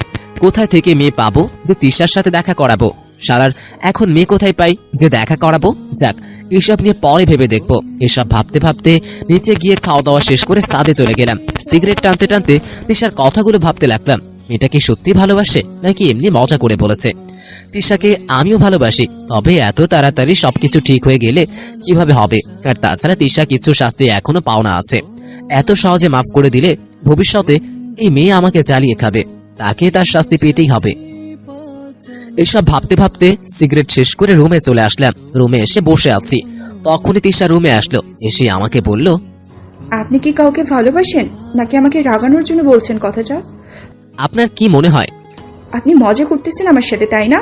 ম্যাডাম, আপনার সাথে মজা করার সাহস আমার নাই, তাই যা বলেছি সব সত্য। তিশা আর কিছু না বলে গিয়ে শুয়ে পড়লো। আমিও মনে মনে হেসে উড়িয়ে দিলাম।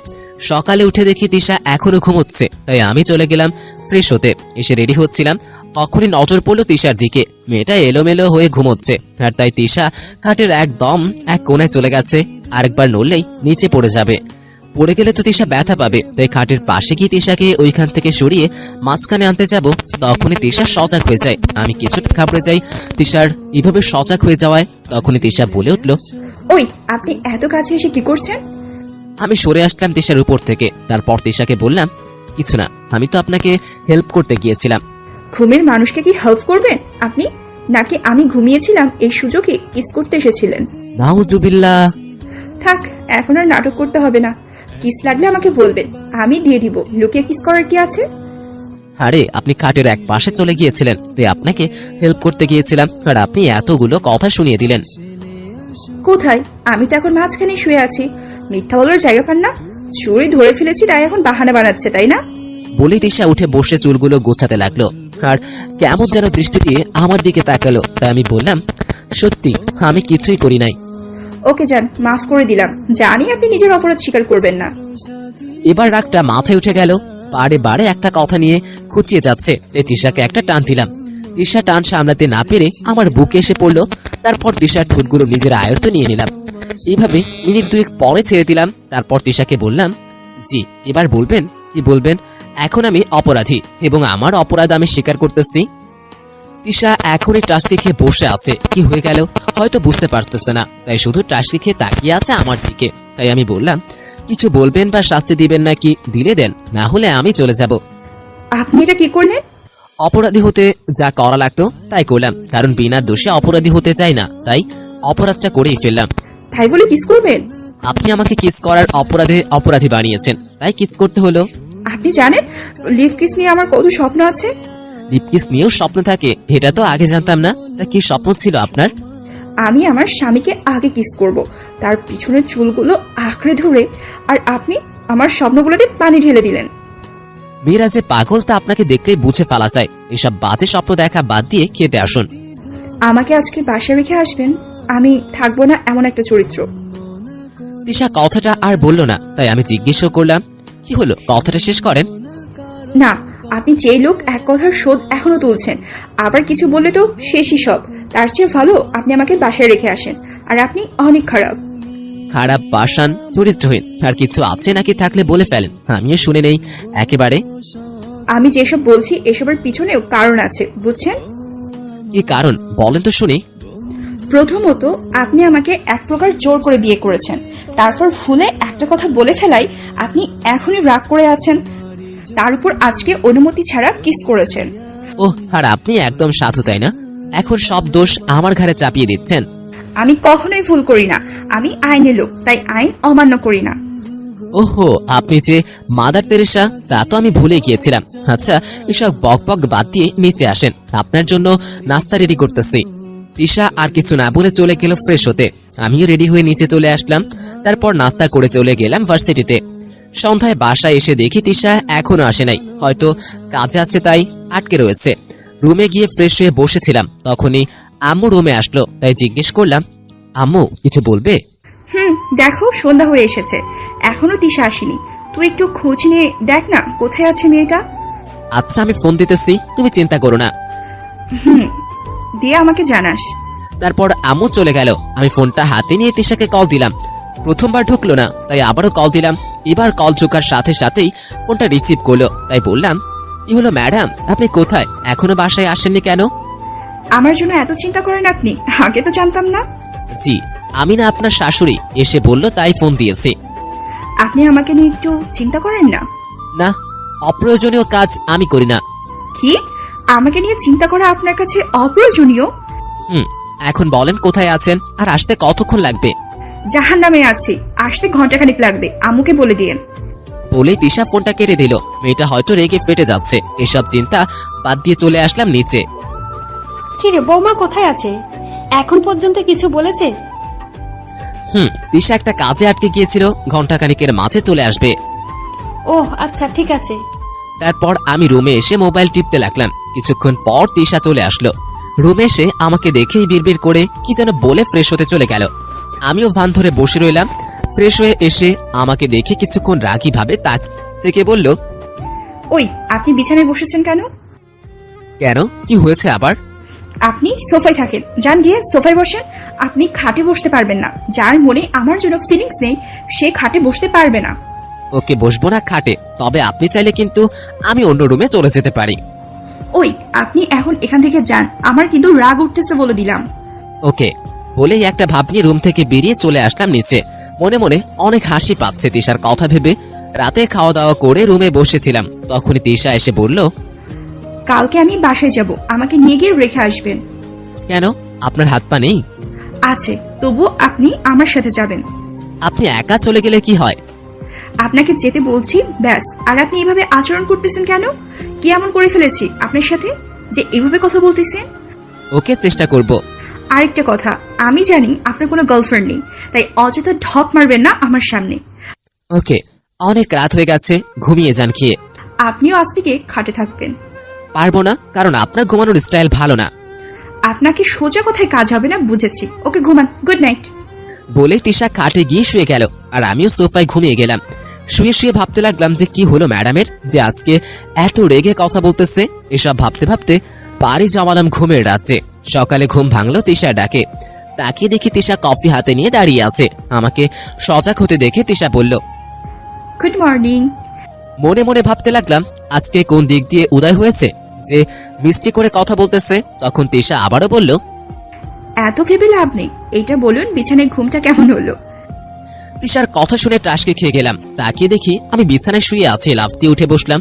তিশাকে জিজ্ঞেস করলাম, আমি এখানে আসলাম কিভাবে? আমি তো রাতে সোফায় শুয়েছিলাম। আমি এনেছি আপনাকে বিছানায়। কেন? কারণ স্বামী থাকতে একা ঘুমাতে ভালো লাগে না, তাই। এটা কিন্তু বেশি হয়ে যাচ্ছে বলে দিলাম আমি। তো কি করবেন আমাকে? আপনাকে আমি সুন্দরবন ট্রান্সফার করব। আমাকে সুন্দরবন পাঠালে আপনাকেও যে আমার সাথে সুন্দরবন যেতে হবে, কারণ আম্মু তো এখানে একা যেতে দিবে না, তাই না? আপনি আমাকে বিছানায়, আপনাকে কিভাবে? কেন? কোলে করে। আপনি আমাকে কোলে নিয়েছেন নাকি মিথ্যা বলতেছেন? কেন? আপনাকে কোলে নিতে পারবো না নাকি? মনে রাখবেন আমি পুলিশের ট্রেনিং নিয়ে রাখছি। আপনি মেয়েটা আসলেই খারাপ। কেন? কি করেছি আমি? না, আপনি কি করবেন? যা করেছে তা তো আমি করেছি। এইটা বুঝতে এতদিন লাগলো? জাগে ফ্রেশ হয়ে নিন। কিছু না বলে ফ্রেশ হতে চলে গেলাম। ফ্রেশ হয়ে নিচে এসে নাস্তা করতে চলে আসলাম। নাস্তা করার সময় তিশা তাকিয়ে কেমন যেন মুচকি হাসি হাসতেছে। আমি কাহিনীটা বুঝতে পারতেছি না। তখন আব্বু বলল, আজ আমি চাই তোমরা দুজন কোথাও থেকে গিয়ে কিছুদিন ঘুরে আসো। কথা শুনে বুঝতে পারলাম তিশার হাসির কারণ, তাই আব্বুকে বললাম, একটা কাজ আছে, কিছুদিন পরে যাব, এখন হাতে সময় নেই। কথাটা শুনে তিশা মুখটা কালো করে রাগী ভাব নিয়ে তাকিয়ে আছে। আমিও দেখেও না দেখার ভান ধরে বসে আছি। কাজ সারা জীবন করা যাবে, আপাতত গিয়ে একটু ঘুরে আসো। ঠিক আছে, সপ্তাহখানিক পরে যাব, এখন কাজটা করাই লাগবে। ওকে, তাহলে আজকে গিয়ে একটু সেখানে নিয়ে ঘুরে আসো। ওর তো মনে হয় ডিউটি আছে, আর আমারও ভার্সিটি আছে। পরে এক সময় নিয়ে যাব তিশাকে ঘুরতে। শুক্রবারও তোমার ভার্সিটি খোলা থাকে নাকি? আগে তো জানতাম না। আব্বুর কথা শুনে মনে পড়লো আজকে শুক্রবার, তাই কথা ঘুরোতে বললাম, ভার্সিটি নেই, তবে একটা মিটিং আছে, সেটাতে থাকতে হবে। তোমাকে তো আর জোর করা যাবে না, না হলে আবার বাড়ি থেকে চলে যাবে। তাই যা ভালো লাগে তাই করো। নাস্তা করে রুমে এসে রেডি হতে লাগলাম। তখনই তিশা রুমে এসে আমাকে বলল, আপনার ভার্সিটিতে কি কাজ আছে? কিছুই না। তাহলে আব্বুকে বললেন কেন কাজ আছে? এমনি, কারণ আপনাকে নিয়ে ঘুরতে যাব না, আপনি খুব খারাপ। তাহলে আমার বাবুটা আপনি খুব ভালোভাবে চাইলেন আজকে আপনার ভার্সিটি থেকে ঘুরে আসি। আপনি ভার্সিটিতে গিয়ে কি করবেন? আপনি যা করবেন আমিও তাই করব। আমি তো ভার্সিটি যাব না, আজকে আপনি যেতে চাইলে যেতে পারেন। ওই, আমি আজকে ডিউটি থেকে ছুটি নিয়েছি আপনার সাথে ঘুরতে যাব বলে, আর আপনি বাহানা দেখাচ্ছেন। আর আপনি তো সারা শহরেই ঘোরেন, তাহলে আবার কি দেখার বাকি রয়েছে? ওই, আপনার ভিতর কি একটুও রোমান্স কাজ করে না? এত তাড়াতাড়ি ভুলে গেলেন আমি যে হার্টবিহীন একজন লোক? কথাটা বলার সাথে সাথে তিশা রাগী চোখে আমার দিকে তাকালো। মনে হয় চোখ দিয়ে গিলে খাবে আমাকে। আপনাকে যদি মারতে পারতাম তাহলে রাগটা এইটুকু হলেও কমতো। আপনি আমার স্বামী বলে না হলে ধরে নিয়ে থানায় 420 ভোল্টের শক দিতাম কথাটার জন্য। কিছু না বলে চুপচাপ দাঁড়িয়েছিলাম। তখন তিশা বলল, রেডি হয়ে নিন, বেড়াতে যাব। আপনাকে আমার সাথে নিয়ে যাব না। আজকে যদি আপনাকে ধরে নিয়ে থানায় ঢুকিয়ে রাখি, কাকে দিয়ে পাওয়ার দেখাবেন? আমার নিজের কি কম পাওয়ার আছে নাকি? আপনার ওই পাওয়ারের অর্ধেকটা যে এখন আমার কাছেও আছে তা কি জানেন? আপনাকে ইদানিং অনেক বেশি বেড়েছেন, তা দেখতে পাচ্ছি। আপনি শুধু মন্ত্রীর ছেলে আর আমি পুলিশ, তার উপরে আবার মন্ত্রীর ছেলের বউ, পাওয়ার তো থাকবে। তা তো দেখতেছি। তা বাড়ি বাড়লে আবার ঘরে এনে বসিয়ে দিব। আপনি তো পারবেন, এইটা ছাড়া আর কি পারেন? দেখুন, ঝগড়া করার সময় নাই, সাইড হন, আমাকে যেতে হবে। না করেছে কে? চলুন আমিও যাব। ধুর, যাবই না আজকে বাইরে। এই তো গুড বয়, আজকে বাইরে যাওয়ার দরকার নেই, বিকালে আমাকে নিয়ে ঘুরতে গেলেই চলবে। পারবো না। ওকে, সেটা বিকালে দেখা যাবে। বলে তিশা চলে গেল। আমি টিভি দেখতে লাগলাম। দুপুরে খাওয়া দাওয়া করে দিলাম একটা ঘুম। তিশা যেন আর ঘুরতে নিয়ে যেতে না পারে, সেজন্য একেবারে সন্ধ্যায় চোখ খুললাম। চোখ খুলে তাকিয়ে দেখি তিশা রাগী চোখ নিয়ে তাকিয়ে আছে। তাই বললাম, কি হলো, এভাবে তাকিয়ে আছেন কেন? ওই, আপনাকে না সকালে বললাম আমাকে বিকালে ঘুরতে নিয়ে যেতে, আর আপনি ঘুমিয়ে সন্ধ্যায় উঠছেন। ওহ, তাই তো, সরি, মনে নাই। বলেই একটা ভাব নিয়ে ফ্রেশ হতে চলে গেলাম। তিশা রাগে পেটে যাচ্ছে মনে হয়। রাতে খাওয়া দাওয়া করে রুমে এসে ভাবতেছি এখন কি হবে। কিছুক্ষণ পর তিশা রুমে আসলো, এসে আমাকে বলল, আপনি তখন ওরকম ভাবে চলে গেলেন কেন? কখন? এখন মনে পড়ছে, তাই না? আপনি আসলে অনেক খারাপ একটা লোক। বলেই রাগ করে গিয়ে তিশা শুয়ে গেল। আমিও কিছু না বলে চুপচাপ শুয়ে রইলাম আর ভাবতে লাগলাম মেয়েটা রাগলে অনেক সুন্দর হয়ে যায়। এসব ভাবতে ভাবতে ঘুমিয়ে গেলাম। সকালে ঘুম ভাঙলো তিশার ডাকে। তাকিয়ে দেখি তিশা পুলিশের ইউনিফর্ম পরে দাঁড়িয়ে আছে। তাই জিজ্ঞেস করলাম, কি হয়েছে, এভাবে ডাকতেছেন কেন? ভার্সিটিতে যাবেন না? কয়টা বাজে দেখছেন?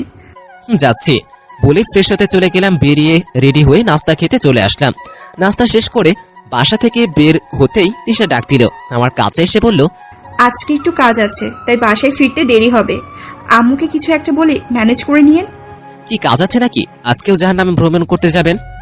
কিছুটা ওই রকম, তবে আজকে কিছু সন্ত্রাসীকে ধরতে যাব। দোয়া করবেন যেন মিশনে সাকসেসফুল হই। পাষাণের দোয়া খোদা কবুল করে নাকি? কথাটা বলার সাথে সাথে তিশা মুখটা কালো করে বলল, ধর, আপনাকে বলাই ভুল হয়েছে, যান নিজের কাছে। বলে চলে আসলাম তিশার সামনে থেকে। তিশাও ভারী মুখ করে চলে গেল রুমে। বিকেলে ভার্সিটি শেষ করে বাসায় চলে আসলাম। রুমে এসে ফ্রেশ হয়ে মোবাইল টিপতে লাগলাম। হঠাৎ করে মোবাইল কমিশনার আঙ্কেলের ফোন আসলো। কিসের জন্য ফোন করেছে এই ভেবে রিসিভ করলাম। তখন কমিশনার বলল, রাজ, তুমি কোথায় আছো? কেন, কি হয়েছে আঙ্কেল? তুমি এখন একটু হসপিটালে আসতে পারবে? আসলে তিশা কিছু সন্ত্রাসীদের ধরতে গিয়েছিল, সেখানে গোলাগুলি হয় এবং তিশার ডান কাঁধে একটা গুলি লাগে। আমরা তিশাকে হসপিটালে ভর্তি করেছি, তুমি একটু আসো বাবা। কথাটা শুনে কলেজায় মোচড় দিয়ে ফেললো। এক অজানা ভয় এসে ঘিরে ধরলো আমাকে। মুখ থেকে আওয়াজ আসছে না, হাজারো চিন্তা মাথায় আসতে লাগলো। কমিশনার আঙ্কেলের ডাকে বাস্তবে আসলাম। হ্যালো বাবা, শুনতে পাচ্ছ তুমি? জি আঙ্কেল, আমি আসতেছি বলে ফোনটা কেটে দিয়ে শার্টটা গায়ে দিয়ে বেরিয়ে গেলাম। নিচে এসে আম্মুর সামনে পড়লাম। আম্মু আমাকে বলল, কি রে রাজ, তোর চোখে পানি কেন? কিছুটা বিস্ময় হয়ে চোখে হাত দিলাম। সত্যি তো পানি জমে আছে। আম্মুকে বললাম, আম্মু, কমিশনার আঙ্কেল ফোন দিয়েছিল, একটা ছোটখাটো অ্যাক্সিডেন্ট হয়ে গেছে, তাই বাইরে যাব একটু। কেন, কি হয়েছে আবার? আম্মু, কমিশনার আঙ্কেল ফোন দিয়ে বলল। আম্মুকে সব কিছু খুলে বললাম। তোমরা থাকো, আমি দেখি গিয়ে কি অবস্থা বলেই আম্মুর সামনে থেকে চলে আসলাম। গাড়ির কাছে আসতে আসতে চোখ দিয়ে গড়িয়ে পানি পড়ে গেল। গাড়ি নিয়ে নিচে গেলাম। হসপিটালে গিয়ে দেখি কমিশনার আঙ্কেল হসপিটালের সামনে দাঁড়িয়ে আছে। তারপর আঙ্কেলকে জিজ্ঞেস করলাম, এখন কি অবস্থা তিশার? অপারেশন থিয়েটারে আছে, ডাক্তার বাইর হওয়ার আগে কিছু বলা যাবে না। আসো ভিতরে যাই। জি আসুন। তারপর ভিতরে গিয়ে বসে রইলাম। কিছুক্ষণ পর আব্বু আম্মু আসলো। কমিশনার আঙ্কেল গিয়ে আব্বুর সাথে কথা বলতেছে আর আমি এক কোণায় বসে রইলাম। হাজারো চিন্তা মাথায় আসতেছে আর চোখ দিয়ে কোণে এক কারণে পানি পড়তেছে। এসব চিন্তার বাধা পড়লো ডাক্তার বাহিরে আসলো।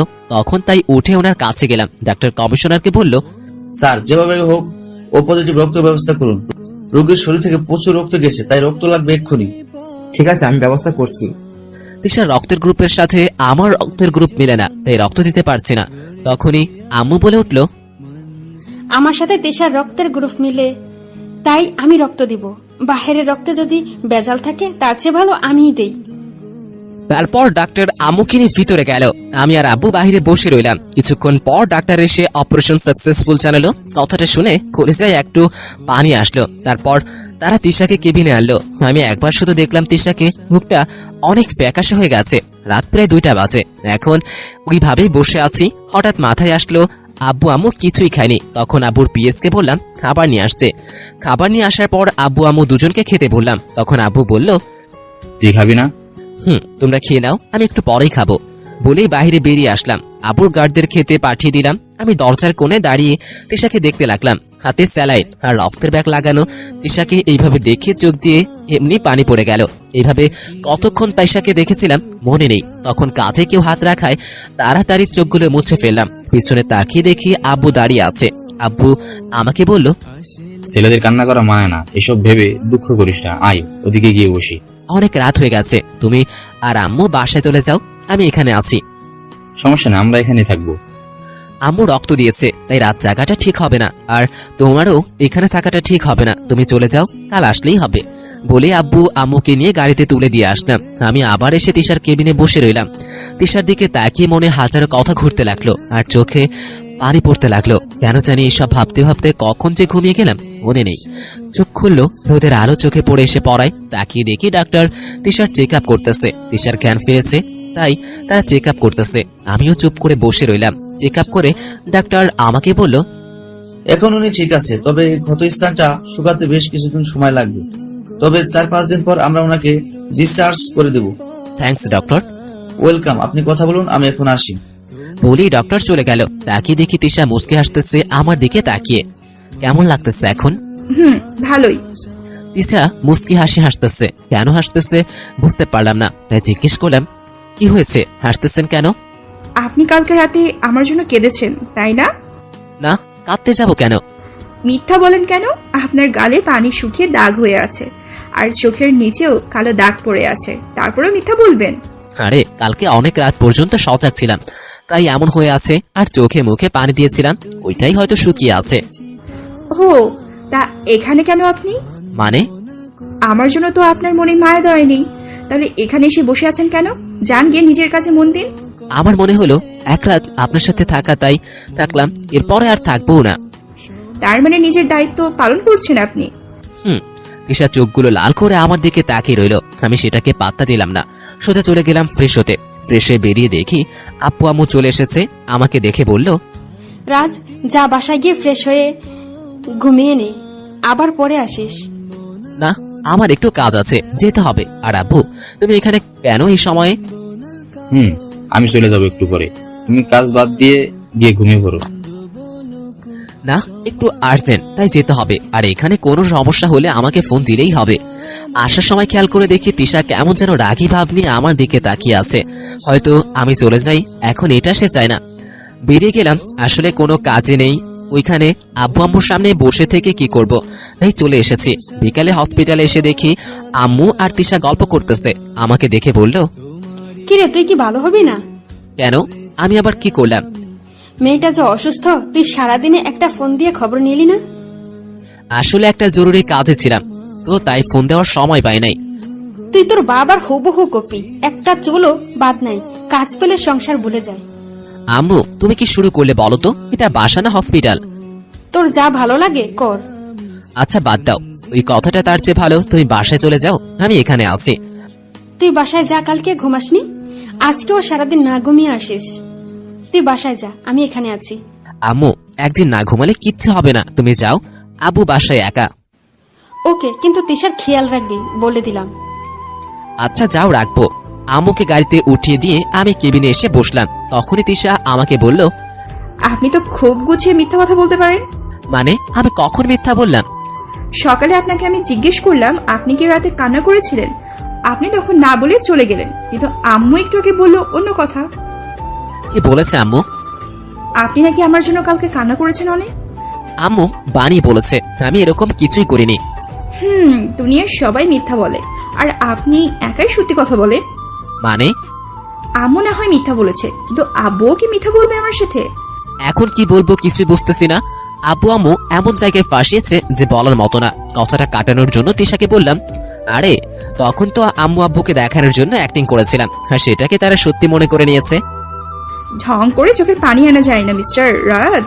আর আপনিও যে আমাকে ভালোবাসেন এটা আপনি স্বীকার করতেছেন না, ভীতু কোথাকার। তিশার কথা শুনে বাইরে চলে আসলাম। ভিতরে থাকলেই প্যাচে ফেলবে আমাকে, আর তিশার চোখে চোখ রাখার ক্ষমতা আমার নেই। কারণ মানুষ অভিনয় করে সবকিছু করতে পারলেও চোখে জল আনতে পারে না, তাই তিশার কথার উত্তর দিতে পারলাম না। বাইরে কিছুক্ষণ পর রুমে গিয়ে দেখি তিশা শুয়ে আছে। আমিও কিছু না বলে কেবিনের সোফায় এসে বসলাম। রাতে খাওয়া দাওয়া করে তিশাকে শুয়ে দিয়ে আমি সোফায় বসে রইলাম। তখন তিশা বলল, আমি আমার প্রশ্নের উত্তর পেলাম না কিন্তু এখনো। এই যে আপনি আমাকে ভালোবাসেন কিনা? আপনাকে আমি ভালোবাসতে পারবো না। কেন, কি সমস্যা? এমনি কেন জোর করে ভালোবাসতে বাধ্য করবেন নাকি? প্রয়োজন পড়লে তাই করব। প্রথমে আমাকে জোর করে বিয়ে করেছেন, আর এখন বলতেছেন ভালোবাসতে পারবেন না। যা করার করেন, আমি আপনাকে ভালোবাসবো না। ওকে, বাসায় গিয়ে নেই, তারপর আপনার সব রাগ আমি বের করব। আর কিছু না বলে চুপচাপ শুয়ে রইলাম। সোফায় তিশাও শুয়ে গেল। 5 দিন পর তিশাকে বাসায় নিয়ে আসা হলো। ক্ষত স্থানটা কিছুটা শুকিয়েছে। তারপর কিছুদিন কেটে গেল। তিশা এখনো পুরোপুরি সুস্থ হয়ে ওঠেনি, তবে অনেকটা ভালো হয়ে গেছে। বিকেলে বসেছিলাম রুমে, তখনই তিশা আসলো। এসে আমাকে বলল, এখন তো প্রায় সুস্থ হয়ে গেছি। এখন চলেন দুজনে গিয়ে বাইরে ঘুরে আসি। আগে সুস্থ হয়ে নিন, তারপর এসব নিয়ে ভাবা যাবে। আর পঙ্গু মানুষ নিয়ে আমি ঘুরতে যাই না। কথাটা শুনে তিশার মুখটা রাগে লাল হয়ে গেল। রাগী মুখ নিয়ে তাকিয়ে থাকলো কিছুক্ষণ, তারপর রুম থেকে চলে গেল। রাতে খাওয়া দাওয়া করে দিলাম, রুমে এসে দেখি সোফায় পানি দিয়ে ভিজিয়ে রেখেছে। তাই তিশাকে বললাম, এটাতে পানি ঢেলে রেখেছে কে? আমি কেন, আপনি জানেন না আমি এখানে ঘুমাই প্রতিদিন? কিন্তু আজ থেকে খাটে ঘুমাবেন। বউ থাকতে সোফায় ঘুমানো লোকগুলো ফিতুই হয়। আপনাকে আমি দেখে নিব। ওকে। আর কিছু না বলে গিয়ে খাটে শুয়ে একপাশে শুয়ে পড়লাম। তিশা ফ্রেশ হয়ে এসে আমার একদম কাছে এসে শুয়ে পড়লো। তিশা এত কাছে শুতে নিলে রাতের বেলায় তিশা হাত পা ছোড়াছুড়ি করে। তাই তিশাকে বললাম, ওইদিকে তো প্রচুর জায়গা আছে, ওইদিকে যান একটু। কেন? এত জায়গা থাকতে এদিকে এসে শুয়ে আছেন তাই আর কি। আমি থাকবো আপনার বুকে, আর আপনি আমাকে দূরে ঠেলে দিচ্ছেন। এসব আশা বাদ দিয়ে ঘুমান। ওকে ঘুমান, বাকিটা উঠলে দেখতে পারবেন। আমি আর কিছু না বলে চুপচাপ শুয়ে রইলাম। কিছুক্ষণ পর ঘুমিয়ে গেলাম, কিন্তু ঘুমটা বেশিক্ষণ স্থায়ী হয়নি। ঘুমের মধ্যে পাশ ফিরতে গিয়ে দেখি আমি নড়তে পারছি না। তাকিয়ে দেখি আমার দুই হাত খাটের দুই পাশে বাঁধা। ভালোভাবে তাকিয়ে দেখি আমার 4 হাত পাই বাঁধা। তখনই তিশা ওয়াশরুম থেকে বেরিয়ে আসলো। তিশাকে বললাম, আমাকে এভাবে বেঁধেছে কে? আমি? কি? আপনি আমাকে এভাবে বেঁধেছেন? কিন্তু কেন? আজকে আপনার বুকে মাথা রেখে ঘুমাবো তাই। ওইসব পাগলামি বাদ দিয়ে এগুলা খুলে দেন বলছি। চুপ, আর একটা কথা বললেই মুখে টেপ মেরে দিব। তিশাকে বিশ্বাস নেই, তাই আর কথা না বলে চুপ করে রইলাম। তিশা এসে আমার বুকে মাথা রেখে শুয়ে পড়লো। যদিও মুখে না বলেছিলাম, তবে তিশা বুকে মাথা রাখায় শরীরে বিদ্যুৎ প্রবাহিত হলো। এদিকে তিশা আমাকে জড়িয়ে ধরে ঘুমিয়ে গেল। আমিও ঘুমানোর জন্য ট্রাই করতে লাগলাম, কিন্তু ঘুম বাবাজি আসতেছে না। এইভাবে ঘুমানো সম্ভবই না। কালকে ভার্সিটিতে কাজ আছে, তাই না? পেরে তিশাকে ডাক দিয়ে ঘুম ভাঙালাম। তিশা উঠে আমাকে বলল, কি হয়েছে, ডাকতেছেন কেন? এভাবে বেঁধে রেখেছেন তাই ঘুম আসছে না, প্লিজ বাঁধনটা খুলে দিন। খুলতে পারি, তবে কিছু শর্ত আছে। কি শর্ত? প্রথমত আমাকে ভালোবাসতে হবে, আমাকে সারা অন্য কাউকে ভালোবাসা যাবে না। যেহেতু আমাকে এইভাবে সারা জীবন বুকে নিয়ে ঘুমোতে হবে, আর শক্ত করে জড়িয়ে ধরে রাখতে হবে, আর প্রচুর আদর করতে হবে। আর আপনি এখন থেকে আমাকে তুমি করে বলবেন, আর আমি আপনি করে বলবো, ঠিক আছে? না, এমন শর্ত আমি মানতে পারবো না। তাহলে কি আর সারা রাত এইভাবে পড়ে থাকেন? Good night. বলে তিশা শুয়ে গেল। কি করবো না পেতে পেরে রাজি হওয়ার সিদ্ধান্ত নিলাম। সারা রাত এভাবে থাকবো নাকি? আর পাগলিটা নিজেই জানে না আমি তাকে নিজের চেয়েও বেশি ভালোবাসি। তাই তিশাকে বললাম, আচ্ছা আমি রাজি। সত্যি রাজি? হুম। ওকে, খুলে দিচ্ছি বাঁধন। বলে তিশা হাতে পায়ের বাঁধনগুলো খুলে দিল। তাই একটু স্বস্তি নিঃশ্বাস নিলাম। তারপর তিশা এসে আমাকে বলল, আমার না এখন অনেক আনন্দ লাগতেছে। না, আপনি আমাকে এখন আদর করবেন, আর খুশিতে ঘুম পালিয়ে গিয়েছে। এটা কিন্তু ঠিক না। স্বামী স্ত্রীর মাঝে সব ঠিক। বলে তিশা আমার উপরে শুয়ে আমার ঠোঁটগুলোকে সে নিজের ঠোঁট দিয়ে বন্ধ করে দিল। আমি নির্বাক দর্শকের মতো চুপচাপ মজা নিতে লাগলাম। তারপর বাকিটা আপনাদের সবার জানা আছে। সকালে উঠে শাওয়ার নিয়ে চলে গেলাম ভার্সিটিতে। বিকেলে বাসায় এসে দেখি তিশা আজকে আগেই চলে এসেছে। ফ্রেশ হয়ে বিছানায় বসেছিলাম, তখনই তিশা এসে আমার কোলে বসে আমাকে বলল, আপনি একজন মিথ্যু। আমি আবার কি করলাম? আপনি এতদিন আমাকে বলেছেন আপনি নাকি আমাকে ভালোবাসেন না, আর আম্মু আজকে আমাকে বলছে আপনি নাকি বিয়ের আগে থেকে আমাকে ভালোবাসতেন। মনে মনে ভাবতে লাগলাম, আম্মু দুদিন পর একটা কথা বলে আর আমাকে প্যাচে ফেলে দেয়। তখন তিশা বলল, আমাকে এতটা কষ্ট দিয়েছেন, তার জন্য আপনাকে শাস্তি পেতে হবে। কি শাস্তি? আমাকে এখন ঘুরতে নিয়ে যেতে হবে, আর নদীর পাড়ে গিয়ে কোলে নিয়ে হাঁটতে হবে, তাহলেই আপনাকে মাফ করব, নয়তো না। ওকে, তুমি রেডি হয়ে নাও, শাস্তির দ্বারা পূরণ করে আসি। তারপর দুজনে রেডি হয়ে বাইরে ঘুরতে বের হয়ে গেলাম। তিশাকে নিয়ে অনেকক্ষণ ঘোরার পর নিয়ে গেলাম নদীর পাড়ে। তখন লোকজন বেশি একটা নেই বললেই চলে। তখন তিশা বলল, নিন, এবার কোলে নিয়ে কিছুক্ষণ হাঁটুন, না হলে কিন্তু শাস্তি শেষ হবে না, মনে আছে তো? তবে এখানে আমারও একটা শর্ত আছে। অপরাধীর আবার কি শর্ত শুনি? আমি যতক্ষণ তোমাকে নিয়ে থাকবো আর পথ চলবো, তোমাকে ততটা কিস করতে হবে। রাজি থাকলে বলো, না হলে আমিও কোলে নিব না। ওকে, এই ছোট্ট রিকোয়েস্টটা রাখলাম, এবার কোলে নিন আমাকে। নিচ্ছি। বলেই তিশাকে কোলে নিয়ে নিলাম। তারপর এক পা এগোতে লাগলাম, আর তিশা কিস করতে লাগলো। সন্ধ্যাবেলায় নিজের কাছের মানুষটাকে কোলে নিয়ে হেঁটে চলতেছি, আর সেই গালে কিস করতেছে। এই অনুভূতিটাই নিয়ে যাচ্ছে আমাকে অন্য এক শহরে, আর এটার অনুভূতি লিখে বোঝানো যাবে না।